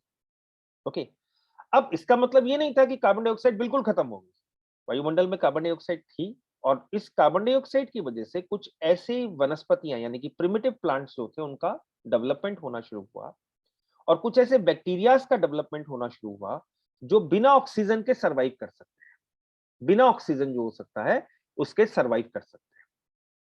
ओके, अब हुआ क्या, प्लांट्स जो थे उन्होंने प्रकाश संश्लेषण फोटोसिंथेसिस का प्रोसेस शुरू करा, और जिससे उन्होंने ऑक्सीजन जो थी उसको रिलीज करना शुरू कर दिया। ऑक्सीजन जो थी उसको क्या करना शुरू कर दिया, रिलीज करना शुरू कर दिया। और धीरे धीरे करके कार्बन डाइऑक्साइड कम होती गई और ऑक्सीजन जो थी वो वायुमंडल के अंदर में ऐड होने लगी धीरे धीरे करके। अब हुआ क्या, अब इसके बाद क्या प्रोसेस हुआ, अब नाइट्रोजन हो गई और एक इंपॉर्टेंट गैस कौन सी हो गई, ऑक्सीजन हो गई। शुरुआत में जितनी भी ऑक्सीजन थी बच्चों, वो ऑक्सीजन क्या करती थी कि जितने भी हमारे एलिमेंट्स थे, सिलिका हुआ या और भी हमारे एलिमेंट्स हुए, उनका क्या करती थी, उनको ऑक्सीडाइज करती थी, या जो आयरन होता था उसको ऑक्सीडाइज करती थी। You got this point, you got this point. उसका Oxidation. ऑक्सीडेशन करती थी। Yes, sir. उसका ऑक्सीडेशन करती थी। ओके, ऑक्सीडाइज्ड आयरन का पता कैसे चलता है, जब हम किसी जगह की चट्टाने लेते हैं ना, सेडिमेंट्री रॉक्स जो होती हैं, अवसादी चट्टाने लेते हैं, और अवसादी चट्टानों में या सेडिमेंट्री रॉक्स में अगर आपको लाल रंग के धब्बे मिलते हैं ना, लाल रंग के धब्बे अगर आपको देखने को मिलते हैं, तो वो Yes, इसी sir. चीज को बताता है कि आयरन जो था उसका ऑक्साइड हो गया। लेकिन बहुत पुरानी रॉक्स की अगर हम बात करें, जो हम 600 मिलियन साल से भी पुरानी रॉक्स हैं या उससे भी ज्यादा पुरानी जो रॉक्स हैं हमारी, अगर उनकी बात करें, तो उस तरीके की रॉक्स के अंदर में आपको रेड कलर नहीं मिलता है।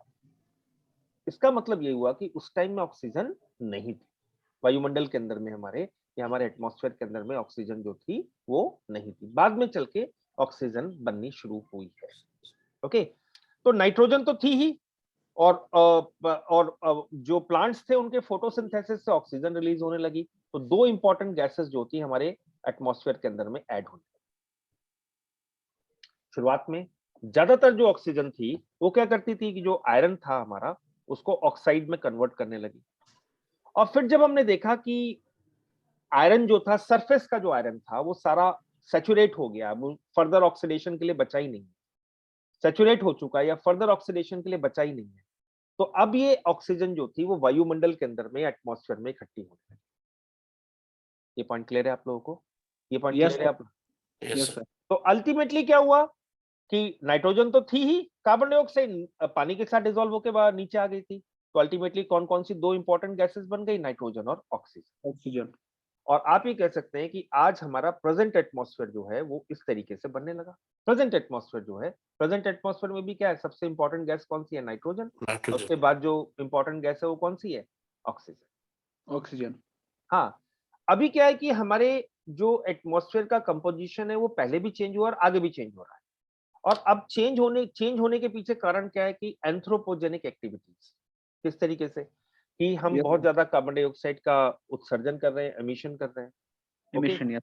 और भी कई सारी गैसेस हैं जो हम अपने एटमॉस्फेयर के अंदर में ऐड कर रहे हैं। तो जिसकी वजह से हमारे एटमॉस्फेयर की जो हीट एब्जॉर्प्शन कैपेसिटी है ना, हीट को एब्जॉर्ब करने की कैपेसिटी जो है वो बढ़ती जा रही है। और जिसकी वजह से क्या हो रहा है कि Global हमारे warming. टेम्परेचर जो है वो इंक्रीज कर रहा है, या ग्लोबल टेम्परेचर जो है वो इंक्रीज कर रहा है। ग्लोबल टेम्परेचर जो है वो इंक्रीज कर रहा है। ओके, और उसके जो कॉन्सिक्वेंसेस हैं या उसके जो परिणाम हैं वो हम लोग सब आए दिन अखबारों के अंदर में पढ़ते ही रहते हैं। Yes, okay, sir. आए दिन अखबारों के अंदर में हम लोग पढ़ते रहते हैं। आप देख सकते हैं कि अनसीजनल रेनफॉल होती है। इस बार टमाटर का रेट बहुत ज्यादा बढ़ गया। ठीक है, अब सिंपल सी बात है, टमाटर के रेट बढ़ गए थे तो आपको पता ही होगा मेरे ख्याल से। ओके, तो उसके पीछे रीजन यही है कि जो मेजर प्रोड्यूसर स्टेट्स हैं, अनसीजनल रेनफॉल होने की वजह से क्या हुआ वहां पे कि टमाटर जो था उसका प्रोडक्शन जो था वो काफी डिस्ट्रॉय हो गया, काफी बड़ा तादाद में टमाटर बर्बाद हो गया। ओके, और फिर दूसरा रीजन ये भी होता है कि ये सारा का सारा सीजन जो होता है ना वो हम लोगों का, ये दिसंबर का जो महीना होता है ना, सब शादियों का महीना होता है। आपको पता ही होगा 15 नवंबर से लेके अब पूरा दिसंबर तक शादियां ही शादियां चल रही होती है। ओके, तो उस टाइम में भी क्या होता है, टमाटर की खपत बढ़ जाती है। तो कहने का मतलब ये है कि अब बहुत सारी चीजें हम देख रहे हैं, और ये क्यों हो रही हैं, वो केवल इसी वजह से हो रही है क्योंकि हमारा एटमॉस्फेरिक कंपोजिशन जो है वो उनमें चेंजेस आ रहे हैं। ओके, उनमें Yes, sir. चेंजेस आ रहे हैं और उसके कई सारे परिणाम जो है या उसके जो कॉन्सिक्वेंसेस हैं वो हमारे सामने आते रहते हैं। ओके, लेकिन हम लोग इसको कंट्रोल भी कर सकते हैं और हम चाहें तो इसमें परिवर्तन भी ला सकते हैं इसके अंदर में। Okay, Yes, sir. ओके, और हम इसकी जो चेंजेस आ रहे हैं इनके रेट को रोक सकते हैं या उसको रिवर्स भी कर सकते हैं और उसको कंट्रोल भी कर सकते हैं, क्योंकि ये जितने भी चेंजेस हैं ना वो नेचुरल नहीं है। ये जितने भी चेंजेस आ रहे हैं वो एंथ्रोपोजेनिक है, यानी कि मानव की क्रियाओं के कारण है। तो इसलिए इनको कंट्रोल किया जा सकता है और इनको रोका जा सकता है। मेरी बात समझ में आई आपको?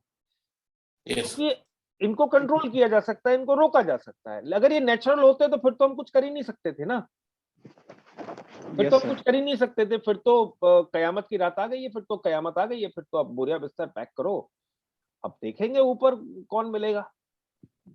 ठीक है, तो फिर तो कोई मतलब ही नहीं है। बात ही समझ में आपको? तो अगर नेचुरल होता तो फिर तो हम कुछ कर ही नहीं सकते हैं। ओके, लेकिन ये जो चेंजेस आ रहे हैं वो ज्यादातर किसकी वजह से? एंथ्रोपोजेनिक है, तो इसलिए हम बहुत कुछ कर सकते हैं। ओके, चलिए अब हम आगे आते हैं। तो हमारा कंपोजिशन ऑफ एटमॉस्फेयर, अगर हम इवोल्यूशन की स्टेजेस को, if we have understood about the evolution, तो हम ये देखेंगे कि we can see that what the present composition of the atmosphere is, कि वर्तमान में जो संगठन है वो किस तरीके का है। नाइट्रोजन 78.8% आ जाती है, ऑक्सीजन 20.95 आ जाती है, आर्गन थर्ड। ये कई बार क्वेश्चन स्टूडेंट कंफ्यूज कर जाते हैं। ओके, स्टूडेंट कंफ्यूज कर जाते हैं आर्गन और कार्बन डाइऑक्साइड के अंदर में। अभी भी जो हमारा प्रेजेंट कंपोजिशन उसमें आर्गन थर्ड नंबर की गैस है। ओके, इनर्ट गैस होती है। फिर उसके बाद कार्बन डाइऑक्साइड है 0.36% आ जाती है, फिर नियॉन आ जाती है, फिर हीलियम आ जाती है, फिर ओजोन आ जाती है, फिर हाइड्रोजन आ जाती है, फिर हमारा क्रिप्टॉन, जिनॉन और मीथेन जो होती हैं, ये सारी गैसेस जो होती हैं वो हमारी आ जाती है। ओके, ये कई बार कई सारे ऑब्जेक्टिव पेपर्स जो होते हैं या कई सारे जो हमारे प्रॉब्लम्स के कभी कई बार सिविल सर्विसेज के अंदर में या स्टेट सर्विसेज के अंदर में प्री एग्जाम के अंदर में पूछ लेता है इन सबके बारे में, तो इनको थोड़ा सा याद रखना है। ओके, ज्यादा कुछ नहीं है इसके अंदर में, केवल बस आपको सीक्वेंस याद रखना है या उसकी असेंडिंग ऑर्डर या डिसेंडिंग ऑर्डर जो है इन टर्म्स ऑफ परसेंटेज आपको याद रखना है। अब हमें देखना है कि जो अलग अलग गैसेस हैं उनकी इंपॉर्टेंस क्या है, what is the importance of various gases. जो हमारे हमारे एटमॉस्फेयर के अंदर में अलग अलग गैसेस मिलती हैं, उनकी इंपॉर्टेंस हमारे लिए क्या है। ओके, हामिद आपने हैंड रेज करा है, तो कोई डाउट है? Present composition sir. हाँ, ये जो अभी हमने डिस्कस करा ना वो प्रेजेंट कंपोजिशन है, दिस इज अवर प्रेजेंट इसमें कंपोजिशन। इसमें ओके, ऑक्सीजन की मात्रा कार्बन डाइऑक्साइड से ज्यादा है सर, ठीक है ना सर? हाँ sir then how can we say that sir we are, हम तो ग्लोबल वार्मिंग की जो सर ये कैटास्ट्रोफ हैं इसके पीछे पड़े हुए हैं, लेकिन यहाँ पे तो ऑक्सीजन हमारे एटमॉस्फेयर में ज्यादा है और कार्बन डाइऑक्साइड कम है, तो फिर हम कैसे कह सकते हैं? फिर तो हाँ, नॉर्मल अभी क्या है ना, ऐसा नहीं है कि कार्बन डाइऑक्साइड ऑक्सीजन से ज्यादा हो गई है। ओके, कार्बन डाइऑक्साइड बढ़ रही है। Okay, we have a more increase in the carbon dioxide. Carbon dioxide का जो परसेंटेज है वो बढ़ रहा है। ओके, वो किस तरीके से? ऐसा नहीं हो रहा है कि कार्बन डाइऑक्साइड एकदम से ऑक्सीजन से ज्यादा हो जाएगी। ऑक्सीजन और कार्बन डाइऑक्साइड में बहुत मेजर डिफरेंस है। ओके, प्रॉब्लम क्या है कि आप लोग जानते होंगे कि कार्बन डाइऑक्साइड जो होती है ग्रीन हाउस गैस होती है। मेरे ख्याल से आप लोगों को पता होगा सबको इसके बारे में। कार्बन डाइऑक्साइड क्या होती है? यस सर एक ग्रीन प्रकार हाउस। की ग्रीन हाउस गैस होती है। Yes sir. Green house gas होती है, ठीक है। अगर ये कार्बन डाइऑक्साइड मैं आपको बता रहा हूँ कि अभी वर्तमान में कितनी है, 0.36 है, 36% है। ओके, वर्तमान में अगर हम देखें तो 0.36% है, या हम एक स्टैंडर्ड देखें तो 0.36% के आसपास जा रही है। ओके, अब है क्या कि हम ओवर अ पीरियड देखते हैं, ओवर अ टाइम देखते हैं। मान लीजिए अगर ये 0.36 से बढ़कर, अगर ये इसकी परसेंटेज की अगर हम बात करें तो ये 0.036 से बढ़कर 0.004 के आसपास हो जाती है। मैं आपको बता रहा हूं कि 0.004% का भी इंक्रीज जो होगा वो हमारे लिए फैटल हो जाएगा, फैटल हो जाएगा। हामिद मेरी बात को समझे? हामिद मेरी बात को समझे? जी सर, जी सर। ठीक है, तो ऐसा फिर तो अगर ऑक्सीजन से ज्यादा कार्बन डाइऑक्साइड पहुंच जाएगी ना, फिर तो हमारी सर्वाइवेबिलिटी खत्म ही हो जाएगी, फिर तो हम पॉसिबल ही नहीं है जिंदा रहना। ओके, फिर तो कुछ नहीं है, फिर कुछ नहीं बचा, फिर तो सब कुछ खत्म है। ओके, हम Yes, जब sir. ये कहते हैं कि कार्बन डाइऑक्साइड बढ़ रही है, ओके, मोर एमिशन, होता क्या है कि हर गैसेस का, नाइट्रोजन और ऑक्सीजन सभी गैसेस जो होती है इनका अपना एक रेजिडेंस टाइम होता है। रेजिडेंस टाइम होता है, जितने कितने समय के लिए वायुमंडल के अंदर में रहते हैं, Yes, इनका sir. अपना एक रेजिडेंस टाइम होता है। ओके, कार्बन डाइऑक्साइड का रेजिडेंस टाइम जो होता है वो रिलेटिवली ज्यादा होता है, और हर एक गैसेस का अपना एक एक ग्लोबल वार्मिंग पोटेंशियल होता है। हर एक गैसेस का अपना एक ग्लोबल वार्मिंग पोटेंशियल होता है। मेरी बात को समझे आप लोग? ओके। अब होता क्या है कि कोई भी जो गैस होती है जो इनकमिंग सोलर रेडिएशन को एब्जॉर्ब करती है या पृथ्वी से जाने वाला जो रेडिएशन होता है उसको एब्जॉर्ब करती है, इसको हमें देखना होता है। ज्यादातर ग्रीन हाउस गैसेस वो होती हैं जो पृथ्वी से वापस जाने वाला रेडिएशन जो होता है, जब पृथ्वी ठंडी हो रही होती है, जो उसका रेडिएशन जो होता है उसको ट्रैप कर लेती है और उसको ट्रैप करके उसको री रेडिएट करके पृथ्वी पे भेज देती है। कुछ तो इसका बाहर चला जाता है लेकिन री रेडिएट करके पृथ्वी पे भेज देती है। ओके, जिसकी वजह से हमारा पूरा वायुमंडल जो होता है उसका टेम्परेचर जो होता है, एटमॉस्फेयर का टेम्परेचर बढ़ने लगता है। अब होता क्या है बच्चों, ये जो टेम्परेचर मान लो यहाँ का बढ़ा, यहाँ पे कार्बन डाइऑक्साइड ज्यादा है। आप इस चीज को समझने की कोशिश करना बच्चों। चलो मैं इसको दूसरे तरीके से समझाता हूँ, आप लोगों को बड़ा इंटरेस्टिंग चीज में समझाता हूँ। और अभी तुम लोगों को पढ़ाते पढ़ाते मेरे दिमाग में एक आइडिया आया कि चलो मैं इस तरीके से समझाता हूँ। ओके, चलो हामिद ध्यान देना इस चीज पे है। अब देखो इस चीज को मैंने कहा आपसे ओके, कई बार ये क्वेश्चन पूछ लिया जाता है या कई बार आप लोगों के दिमाग में भी आ जाता है कि सर एमिशन तो चाइना कर रहा है, परेशान हम हो रहे हैं। होता नहीं होता? ये आ जाता है ना दिमाग में कि सर एमिशन तो चाइना कर रहा है और परेशान हम हो रहे हैं।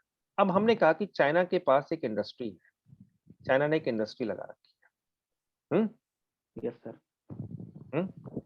अब चाइना जो है वो कार्बन डाइऑक्साइड का एमिशन कर रहा है या और भी गैसेस, कार्बन मोनोऑक्साइड का एमिशन कर रहा है या मीथेन जो होती है उसका एमिशन हो रहा है या और भी गैसेस जो। अब होता क्या है, ये जो गैसेस यहाँ के वायुमंडल, अभी हमने कहा कि केवल हमने चाइना का वायुमंडल लिया, चाइना का एटमॉस्फेयर लिया कि ठीक है हम चाइना के एटमॉस्फेयर की हम बात कर रहे हैं। ओके, हमने कहा कि साहब ये हमारा चाइना का एटमॉस्फेयर है, ब्लू कलर में ले लेते हैं। ये हमने कहा कि साहब ये हमारा चाइना का एटमॉस्फेयर है। ओके, अब हम एक काम करते हैं बच्चों, हम इसको थोड़ा सा और दूसरे तरीके से समझते हैं। अब है क्या कि जो सन रेज होंगी, ओके, हमने कहा कि ये सूर्य है और इससे आने वाला रेडिएशन होगा, सूरज से आने वाला radiation.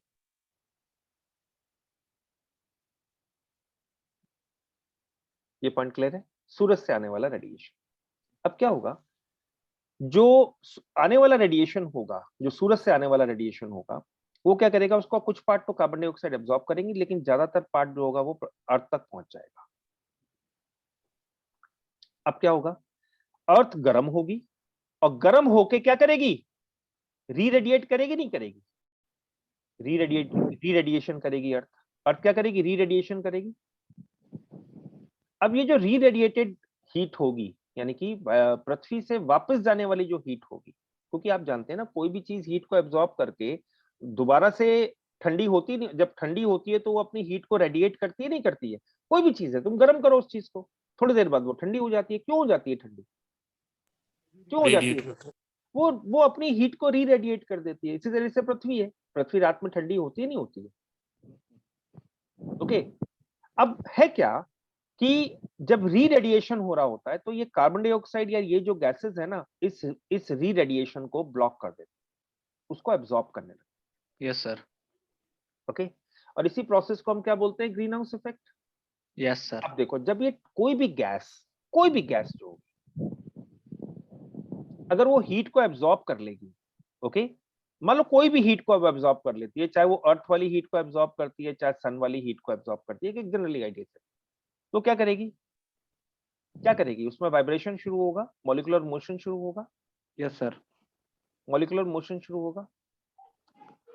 Kinetic theory of gases आप लोगों ने पढ़ा होगा। Yes sir.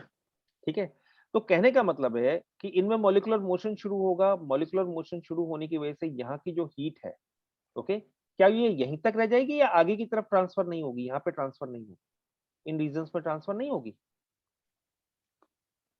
आप मुझे बताइए। ये सर होगी। होगी सर। होगी नहीं होगी? होगी सर। ओके, पूरी की पूरी गैसेस जो होंगी ना उनमें ही मूवमेंट आ जाएगा ना। Yes sir. अब जब गैसेस में मूवमेंट थी तो हम विंड बोलते हैं और क्या बोलते हैं, हमारा सारा अब तुम देखो ना, जो ट्रॉपिकल एरियाज होते हैं बच्चों, जो उष्ण कटिबंधीय क्षेत्र होते हैं, यहाँ हीट का एब्जॉर्प्शन ज्यादा करते नहीं करते हैं? Yes sir. ट्रॉपिकल एरियाज होते हैं, अब यहाँ से हीट जो होती है वो ट्रांसफर होती है किधर की तरफ, टेम्परेट रीजन्स की तरफ। Yes sir.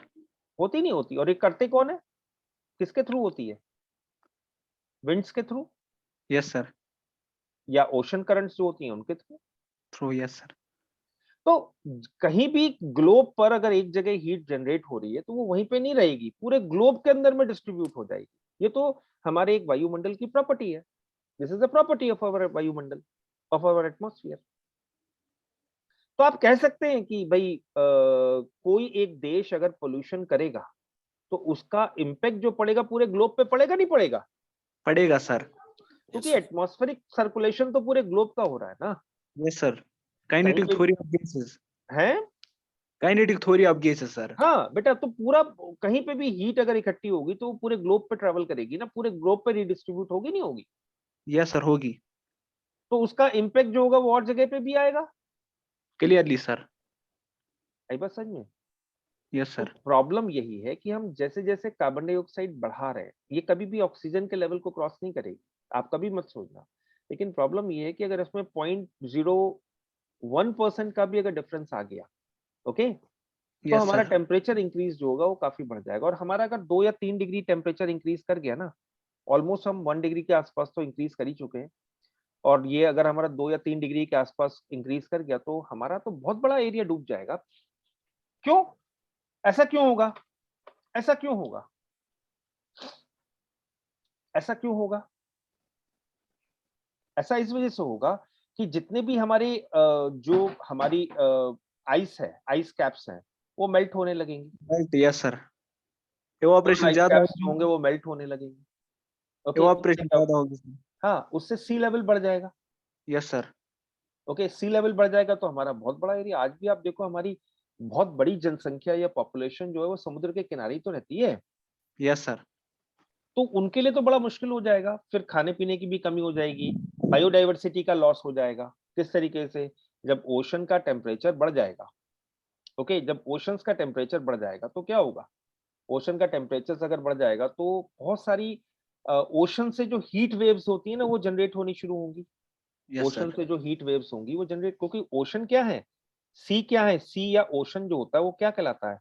वो एक इंपॉर्टेंट हीट सिंक भी कहलाता है, नहीं कहलाता? Yes sir. वो ऊष्मा का अवशोषण भी करता है, हीट सिंक कहलाता है।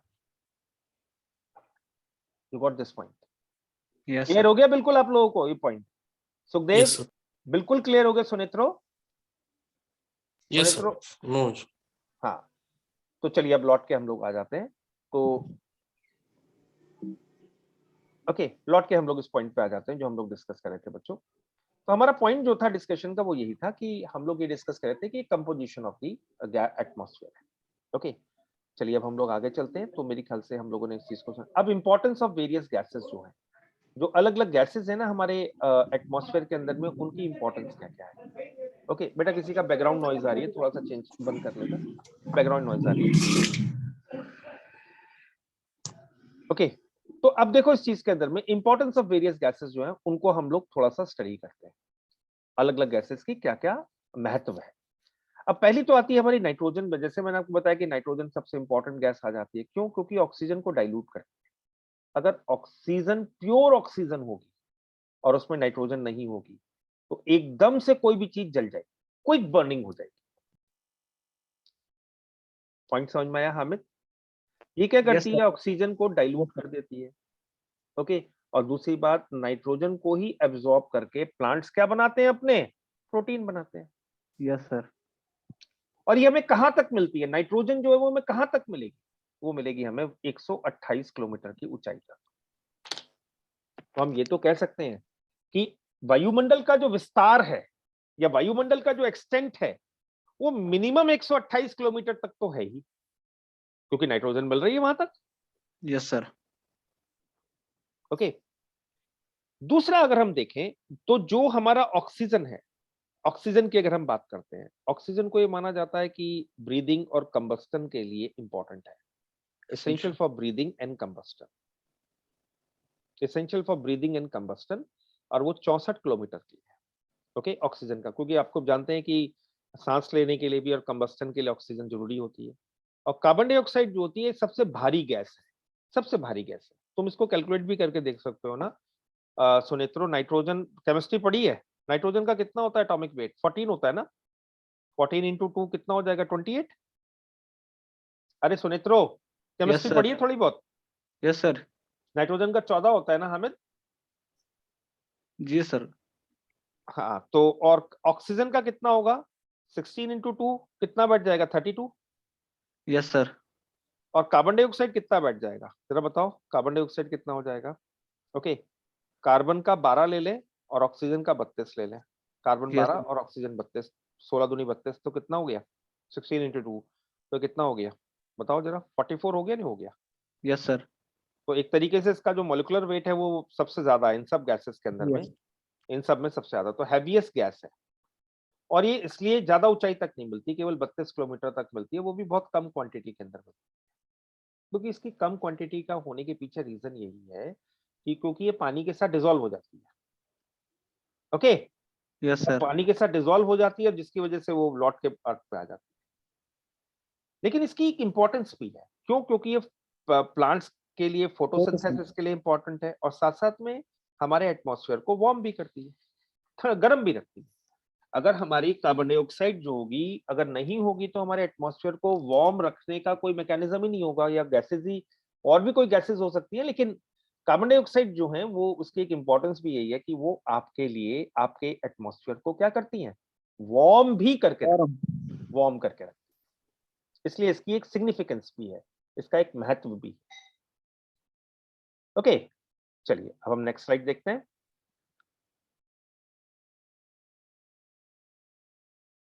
ओके, अब हम इसके बाद अगर हम देखें तो हमारे पास जो नेक्स्ट आता है वो ये आता है कि वाटर वेपर्स जो है उनकी क्या इंपॉर्टेंस है। वाटर वेपर जो है, अभी देखा गया बच्चों कि वाटर वेपर का जो एवरेज अमाउंट हम अपने एटमॉस्फेयर में देखते हैं वो 2% ऑफ द एटमॉस्फेयर है, बाय वॉल्यूम के टर्म्स में। ओके, लेकिन ये इसमें वेरिएशन हमें देखने को मिल सकता है। वो 4% हो सकता है ट्रॉपिक्स के एरियाज में, और 1% हो सकता है ड्राई और कोल्ड डेजर्ट्स के अंदर। जो ड्राई या कोल्ड डेजर्ट्स होते हैं ना, वहां पे बहुत कम आपको वाटर वेपर मिलता है। और जो जहाँ पे नमी ज्यादा होती है, या जहाँ पे वेट ट्रॉपिकल एरियाज होते हैं या उष्ण कटिबंधीय क्षेत्र होते हैं, वहां पे वाटर वेपर का कंटेंट ज्यादा होता है, तो इसलिए वहां पे 4% तक आ सकता है। ओके, अगर सुखदेव तुम्हें पता करना हो तुम्हारे कमरे के अंदर में वाटर वेपर है तो कैसे पता करोगे? सुखदेव जल्दी से बताओ। तुम्हें अगर ये पता करना हो कि तुम्हारे कमरे में वाटर वेपर है तो कैसे पता करोगे?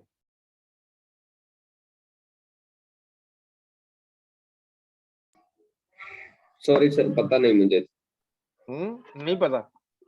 अभी तो हो सकता है सर्दियों में तो ना हो पाए वो, लेकिन गर्मियों में तुम स्वेटिंग सर, अगर स्वेटिंग तो स्वेट बेटा, स्वेटिंग हम चलो हो सकता है, क्योंकि स्वेटिंग्स में ज्यादातर हमारे जो सेल्स होते हैं ना, बॉडी के सेल्स जो होते हैं वही पानी को रिलीज करते हैं। ओके, तो जो है इसको और समझो तुम। देखो, तुमने क्या करा गर्मियों के टाइम में, एक कोल्ड ड्रिंक की बोतल ली और थोड़ी देर कमरे में छोड़ दी, तो उसके चारों ओर बूंदे इकट्ठी हो जाती नहीं हो जाती? हामिद, ओके, बूंदे इकट्ठी हो जाती नहीं हो जाती? Yes sir. तो वो पानी कहाँ से आया? वो एटमॉस्फेयर से तो आया ना। Yes sir. एसी में से जो पानी निकलता रहता है वो कहाँ से आया? एटमॉस्फेयर से। वो कंडेंस हो जाता है अंदर जाके, और वो Yes. बाहर की ओर ड्रेन होता रहता है पानी लगातार। आपने ध्यान दिया होगा ना। और आपने देखा है जब बरसात का मौसम होता है ना, तब ज्यादा एसी में से पानी निकल रहा होता है ना। और सर्दियों, अभी तुम एसी चलाओगे तो हो सकता है 2 4 5 बूंदी टपकेगा उसमें से, क्योंकि अभी क्या है, ड्राई क्लाइमेट है। ओके, ड्राई क्लाइमेट है। ड्राई होने के कारण क्या होता है, आपके चेहरे की जो नमी होती है वो सारी उड़ जाती है। क्यों उड़ जाती है? क्योंकि आपके चेहरे के जो वाटर के मॉलिक्यूल्स हैं, जो जो जो, नमी है आपकी, वो कहाँ कहाँ चली जाती है? एटमॉस्फेयर में चली जाती है। एटमॉस्फेयर में बाहर चली जाती है। क्यों? क्योंकि बाहर का एरिया में पानी की कमी है, और आपके पास पानी है, तो यहाँ से एरिया पानी जो होगा वो वाटर जो होगा वो बाहर की ओर रिलीज हो जाता है। ओके, इसलिए आपको ड्राइनेस सी फील होती है। ओके, तो Yes. ये अब एक और, तो हम जनरली 1 से 4% तक इसका वेरिएशन होता है। और ध्यान रखना, जैसे जैसे हम ऊंचाई पे जाते हैं, ऑल्टीट्यूड पे जाते हैं, ओके, तो भी ये कम होता जाता है। ज्यादा ऊंचाई पे जाओगे तो आपको वाटर वेपर नहीं मिलेगा। ओके, और आप इक्वेटर से अगर पोल की तरफ जाते हो, इक्वेटर से पोल की तरफ जाते हो, ओके, इक्वेटर है, यहाँ से पोल की तरफ जाते हो, तो भी वाटर वेपर जो होता है वो कम होता जाता है। आप ये कह सकते हो कि मैक्सिमम वाटर वेपर जो मिलेगा या मैक्सिमम ह्यूमिडिटी जो आपको मिलेगी वो कहाँ मिलेगी? ट्रॉपिकल एरिया में मिलेगी। Yes sir. और बच्चों ये जो वाटर वेपर होता है ना, इसका बहुत इंपॉर्टेंट रोल है हमारी क्लाइमेटोलॉजी के अंदर में। सबसे ज्यादा परेशान करने वाला यही है, सबसे ज्यादा परेशान करने वाला। किस तरीके से? क्योंकि यही हमारी एटमॉस्फेयर की स्टेबिलिटी और इनस्टेबिलिटी को बताता है। हमारा एटमॉस्फेयर स्टेबल है या हमारा एटमॉस्फेयर इनस्टेबल है। ओके, ये पॉइंट तुम लोगों को समझ में नहीं आया होगा, चलो मैं इसको एलैबोरेट कर देता हूँ। ओके, मैं इसको एलैबोरेट कर देता हूँ तुम लोगों के लिए, और इसको समझते हैं कि स्टेबिलिटी का मतलब क्या होता है और इनस्टेबिलिटी का मतलब क्या होता है। ओके, निधि बेटा समझ में आ रहा है? Yes sir. स्टेबिलिटी का मतलब क्या होता है और इनस्टेबिलिटी का मतलब क्या होता है। चलो इसको एक छोटे से एग्जाम्पल से हम समझने की कोशिश करते हैं। पहले तो तुम लोग मुझे ये बताओ, एक हमने स्ट्रक्चर लिया, सपोज करो मैं एक बिल्कुल लेमन की तरीके से मैंने एक स्ट्रक्चर लिया।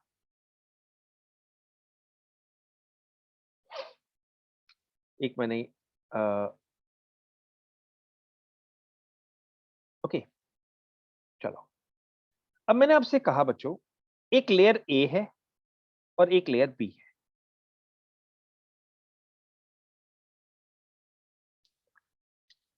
नीचे की इसमें भी कुछ गैसेस हैं, we have some gases in this layer A also and we have some gases above it also.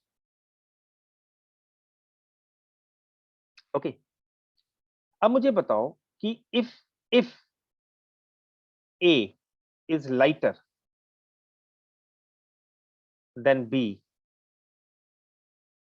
तो क्या होगा? अगर A B से हल्की है तो क्या होगा?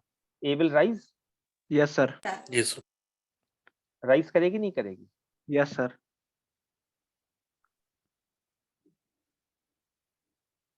Okay, A will rise. A is lighter than B, then A will rise. अब देखो होता क्या है, मान लो अर्थ, ये अर्थ का सरफेस है, सरफेस ऑफ द अर्थ है, और यहाँ पे अर्थ का सरफेस से ये जो एयर ए है, ए के अंदर में जो है, ये हीट को एब्जॉर्ब करेगा। एक छोटा सा बुलबुला आप समझ सकते हो, बुलबुला हीट को एब्जॉर्ब करेगा, और जब ये हीट को एब्जॉर्ब करेगा तो ये क्या करेगा? हल्का हो जाएगा। Okay, again theory of gases लगाएं तो हम, वो हल्का होके ऊपर की ओर राइज करेगा, क्योंकि जब ये हीट को एब्जॉर्ब करेगा तो ये एक्सपेंड करेगा, यस वॉल्यूम सर। बढ़ेगा इसका। तो वॉल्यूम बढ़ेगा तो क्या होगा? इसका वेट कम हो जाएगा। वेट इसका जब कम हो जाएगा तो ये ऊपर की ओर राइज करने लगेगा, और जैसे जैसे ये और ऊपर की ओर राइज करेगा इसका वॉल्यूम बढ़ता जाएगा, क्योंकि बाहर का प्रेशर कम होता जा रहा है, ये बढ़ता जा रहा है साइज के अंदर। ओके, इस साइज के अंदर में बढ़ता जाएगा, ऊपर की ओर जैसे जाएगा तो वैसे वैसे साइज की ओर बढ़ता जाएगा। ओके, तो कहने का मतलब ये है कि जब टेम्परेचर बढ़ेगा, अगर किसी भी जगह का टेम्परेचर बढ़ेगा तो नीचे की हवा जो होगी वो ऊपर की ओर जाने लगेगी नहीं लगेगी? ये पॉइंट एग्री कर गए आप लोग? Yes, sir. या आप ये Yes, भी कह सकते हैं कि नीचे की हवा हल्की हो जाएगी और वो ऊपर की ओर राइज करने लगेगी। जब कभी भी हमारे एटमॉस्फेयर में नीचे की जो लेयर की एयर है, ठीक है, वो ऊपर की ओर राइज करती है तो उसको हम बोलते हैं इनस्टेबिलिटी।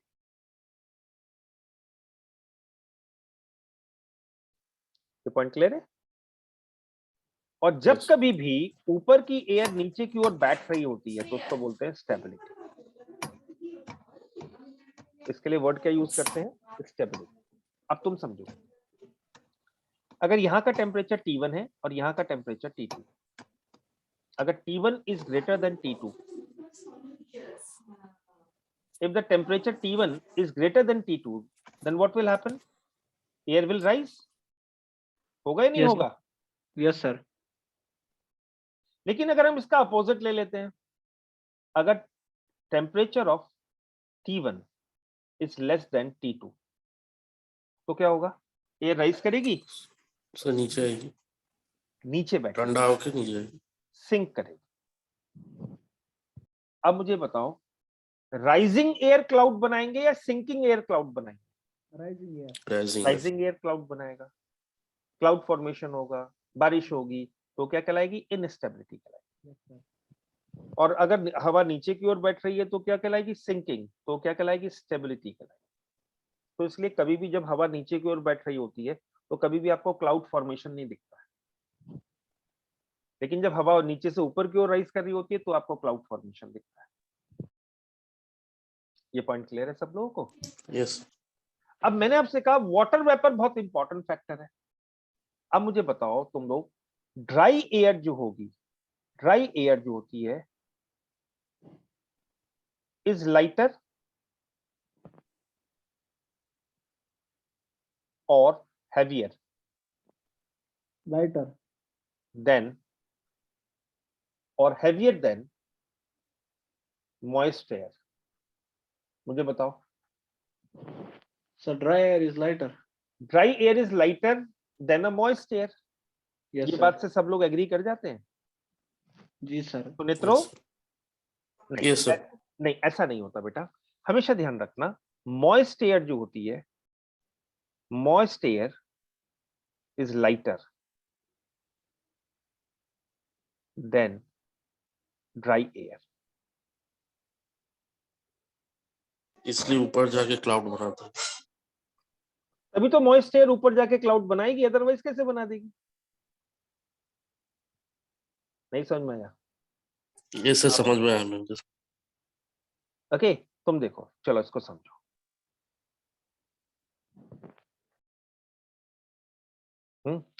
अब क्या है कि भैया एक ओशन एरिया है और एक लैंड एरिया है। ओके, और हमने कहा कि साहब ये जो है विंड चल रही है इधर की तरफ।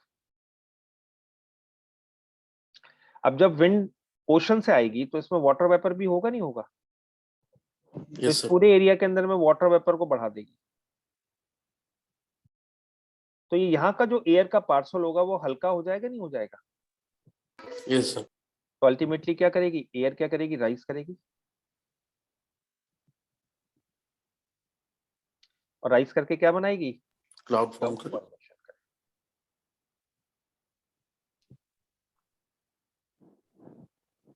हामिद थोड़ा सा कंफ्यूजन में है कि सर ऐसा कैसे हो जाएगा? है हामिद कि moist air is lighter than the dry air? ये तो हमने कभी पढ़ा ही नहीं है और ये कैसे हो गया? कोई लॉजिक भी नहीं बैठ रहा। Hamid? Hamid are you there? Yes sir. Yes sir. Confusion है ना दिमाग में? Sir how is moist air sir lighter? हाँ, how moist air is lighter. Hamid अब ये बताओ, तुम्हें केमिस्ट्री पढ़ी है तुमने? जी सर। चलो, अवागाद्रो नंबर पढ़ा है तुमने? Yes sir. चलो, अगर तुम्हें ये पता है तो फिर तुम्हें समझ में आ जाएगा। ओके, थोड़ा सा कंफ्यूजन। हाँ अब देख बेटा, अभी अभी देख कंफ्यूजन दूर हो जाएगा। हमें 1 मिनट में कंफ्यूजन दूर है। Okay, yes sir. मैंने क्या कहा? Moist air is lighter than a dry air. अब ये ऐसा क्यों है? चलो, हमने एक नॉर्मल पार्सल लिया। सुनित्रो, हमने एक नॉर्मल, सुखदेव मेरी बात सुन रहे हो? Sukhdev? Yes sir yes sir Sukhdev सुन रहे हो ना मेरी बात? जी सर। हाँ, हमने एक नॉर्मल पार्सल लिया सुखदेव। नॉर्मल पार्सल क्या है? नॉर्मल पार्सल मतलब normal composition of atmosphere. Normal composition क्या है? नॉर्मल कंपोजिशन में तो भैया नाइट्रोजन और ऑक्सीजन है, यही 99% के आसपास पहुंच रही है। Yes sir. नॉर्मल कंपोजिशन तो ये है। अब देखो हमने क्या करा, इसके हमने ऐसे लिया कि हमने वाटर वेपर को ऐड करा। अब एक बात बताओ, अगर ये हमने 1 मोल गैस ली है, 1 मोल लिया है, तो इसमें कितने मॉलिक्यूल्स होंगे? 6.023 into 10 to the power 23। 20 yes sir. Avogadro's number. ये है ना? है। ये तो हम कोई डिफाइन नहीं कर सकते ना, इसको डिनाई भी नहीं कर सकते। ये तो कॉन्सेप्ट है केमिस्ट्री का और जगह Yes, sir. जगह हमने पढ़ा। ओके, अब अगर तुम्हें वाटर को ऐड करना है, if you want to add a water, तो आएंगे तो इतने ही ना, इतने ही मॉलिक्यूल ना, इससे ऊपर तो नहीं हो सकता। अभी भी 1 मोल गैस है आपके पास, यस सर। अभी भी 1 मोल गैस है। तो अगर तुम वाटर को ऐड करोगे, या तो ऑक्सीजन को डिस्प्लेस करोगे या नाइट्रोजन को डिस्प्लेस करोगे, तभी वाटर ऐड होगा, क्योंकि Yes, नंबर तो sir. इतने ही रखने। Yes sir. एक क्लास में 50 बच्चे आ सकते हैं। अब एक बच्चा आ गया तो तुम्हें एक निकालना पड़ेगा, नहीं पड़ेगा? Yes sir. तभी तो 50 ही रहेंगे। जी सर। तो अब क्या कंपोजिशन हो जाएगा? नाइट्रोजन और वाटर हो सकता है, या ये भी हो सकता है नाइट्रोजन डिस्प्लेस हो जाए तो ऑक्सीजन ऑक्सीजन और वाटर हो जाए। अब यहाँ पे एटॉमिक वेट, यहाँ पे वेट निकालो कितना है? 14, 14 प्लस 28 और 32 कितना है? 60। कितना? 60। 60। अब यहाँ का बताओ, 28 और 18 यस सर। कितना हुआ? 46। Yes sir. और यहाँ पे कितना है? 32। सुखदेव बात समझ में आ रही है? और कितना है बेटा बताओ? 18 50। Yes sir. अब बता दे जनाब Hamid, moist air is lighter और heavier? This is a dry air. This is a dry air. Lighter. This is a moist air, and we have a two condition of a moist air. Yes sir. Yes sir. We have a two conditions of a moist air. Yes sir. In both the condition, moist air is lighter. हो गया अब confusion दूर से। अब इसको इस तरीके से समझ, इसको एक नए कॉन्सेप्ट से समझ। मान लो एक ओशन वाटर बॉडी है, बड़ी सी। Yes sir. अब यहाँ पे टेम्परेचर बढ़ रहा है, सपोज कर बीच में कहीं टेम्परेचर इंक्रीज कर रहा है। जब टेम्परेचर इंक्रीज करेगा तो इवेपोरेशन भी ज्यादा होगा। तो जब इवेपोरेशन ज्यादा होगा तो वाटर के मॉलिक्यूल होंगे वो एयर के अंदर में जाने लगेंगे। तो यहाँ की जो एयर होगी, इसके ऊपर की जो एयर होगी, इसमें वाटर का परसेंटेज बढ़ गई, तो ये क्या हो जाएगी? लाइटर हो जाएगी। लाइटर होते ही क्या होगा? ये ऊपर की ओर राइज करने लगेगी। सुनेत्रो, सुखदेव, यस सर। राइज करने लगेगी। जब यहाँ की एयर ऊपर की ओर राइज कर जाएगी तो नीचे की तरफ वैक्यूम बन जाएगा, नहीं बन जाएगा? खाली स्थान हो जाएगा। Yes sir. अरे भाई, जब इधर की एयर निकल के चली गई तो वैक्यूम हो जाएगा सर। वैक्यूम क्रिएट हो गया, नहीं हो गया? Yes sir. Yes sir. जब वैक्यूम क्रिएट हो गया तो क्या होगा? सब तरफ से साइड से हवाएं आने लगेंगी। Yes sir. और इसी को हम क्या बोलेंगे? साइक्लोन। साइक्लोन। तो अगर मैं तुम लोगों से कहूं कि global warming will increase the frequency of cyclone, तो इसमें कोई गलत बात कही मैंने तुम लोगों से? कोई गलत बात तो नहीं कही? No. Why? No sir. Because ocean heat absorb करेंगे, ओशन से ज्यादा इवेपोरेशन होगा, वैक्यूम्स क्रिएट हो जाएंगे तो साइक्लोन बन। तो बेटा यहाँ पे वैक्यूम के लिए ज्योग्राफी में हम वर्ड यूज करते हैं low pressure. Yes sir. Okay. और ज्यादा साइक्लोन्स क्रिएट होंगे, और ज्यादा साइक्लोन क्रिएट होंगे तो ज्यादा डिजास्टर्स होंगे कोस्टल एरियाज में। Yes sir. तो जो सरकारें होंगी उनकी इनकम का बहुत बड़ा भाग जो होगा वो इन्हीं डिजास्टर से लड़ने में निकल जाएगा। जी सर। तो सोशल वेलफेयर क्या कर पाएगी? है ना? और जिस सरकार की इकोनॉमी कमजोर होगी,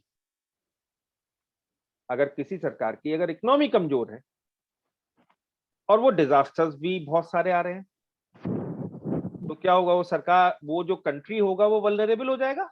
जी sir. Vulnerable. Okay. Yes sir. और उस कंट्री को क्या लेना पड़ेगा? एड लेनी पड़ेगी, मदद लेनी पड़ेगी, या तो वो कंट्री अपनी इनकम को बढ़ाए। इसलिए जिन कंट्रीज, कुछ हैजर्ड मैपिंग वर्ल्ड की दिखाई गई है, और कई कंट्रीज ऐसे हैं जो बहुत वल्नरेबल टू नेचुरल डिजास्टर्स हैं, and may be after 30 or 40 years down the line, these countries need to spend a major part of their GDP in combating or in the management of such disasters, which are going to be very frequent in those countries in the near future. Near future की जब हम बात करते हैं तो 30, 40, 35, 30, 40 साल बाद के आसपास की बात कर रहे होते हैं।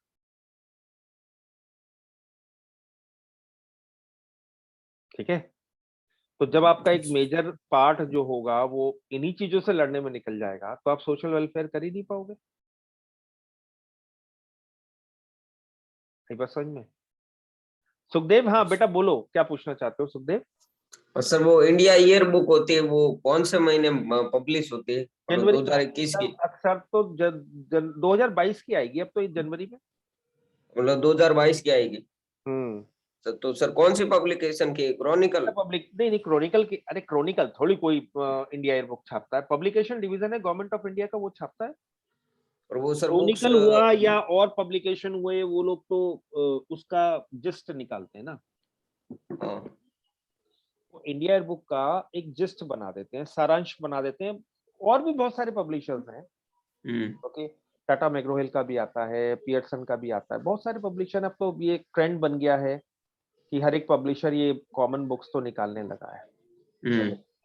तो सर कोई गवर्नमेंट पब्लिकेशन भी है? पब्लिकेशन डिवीजन है ना गवर्नमेंट ऑफ इंडिया का। हाँ। प्रकाशन विभाग जो है हमारा, हाँ। उसी से ही आती है ना वो।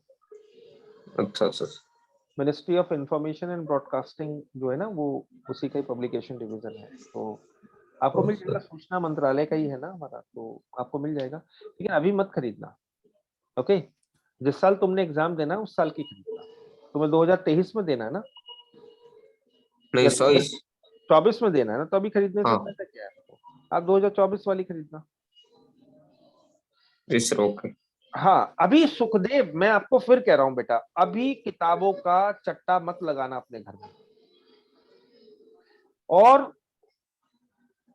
सलाह भी उसी से लेना जिसको एक्सपीरियंस हो। हाँ सर। क्योंकि अगर किसी बेवकूफ व्यक्ति से सलाह लोगे तो एक तो उसे खुद ही जानकारी नहीं है। एक स्टूडेंट है, उसका कभी प्री निकला ही नहीं है सपोज करो, अब वो तुम्हें क्या गाइड करेगा? वो 4 साल हो गए जी उसको सर। या 5 साल हो गए, अब तुम उससे सलाह ले रहे हो। हाँ। जिसका खुद परीक्षा नहीं निकली है वो आपको क्या गाइड करेगा? कहीं ना कहीं तो उसी के पास भी फंडामेंट, वो खुद गाइडेंस ढूंढ रहा है, तो वो आपको गाइडेंस क्या देगा? तो हमेशा सही बात है। हाँ, तो हमेशा ध्यान रखो कि जीवन में भी ऐसे व्यक्ति से सलाह लेनी चाहिए जिसको अनुभव हो और जिसको ज्ञान हो। आलतू फालतू का तो ज्ञान आपको जगह जगह विभिन्न प्लेटफॉर्म पे आपको मिल ही रहा है। आजकल एक ट्रेंड बन गया है कि कोई लोग भाई किसी को भी वीडियो बनाने के अंदर में, किसी को बनाना है अपना वीडियो, तो उसको फर्क क्या पड़ता है? ओके, मोबाइल चाहिए वीडियो बन जाएगा, उसमें क्या है?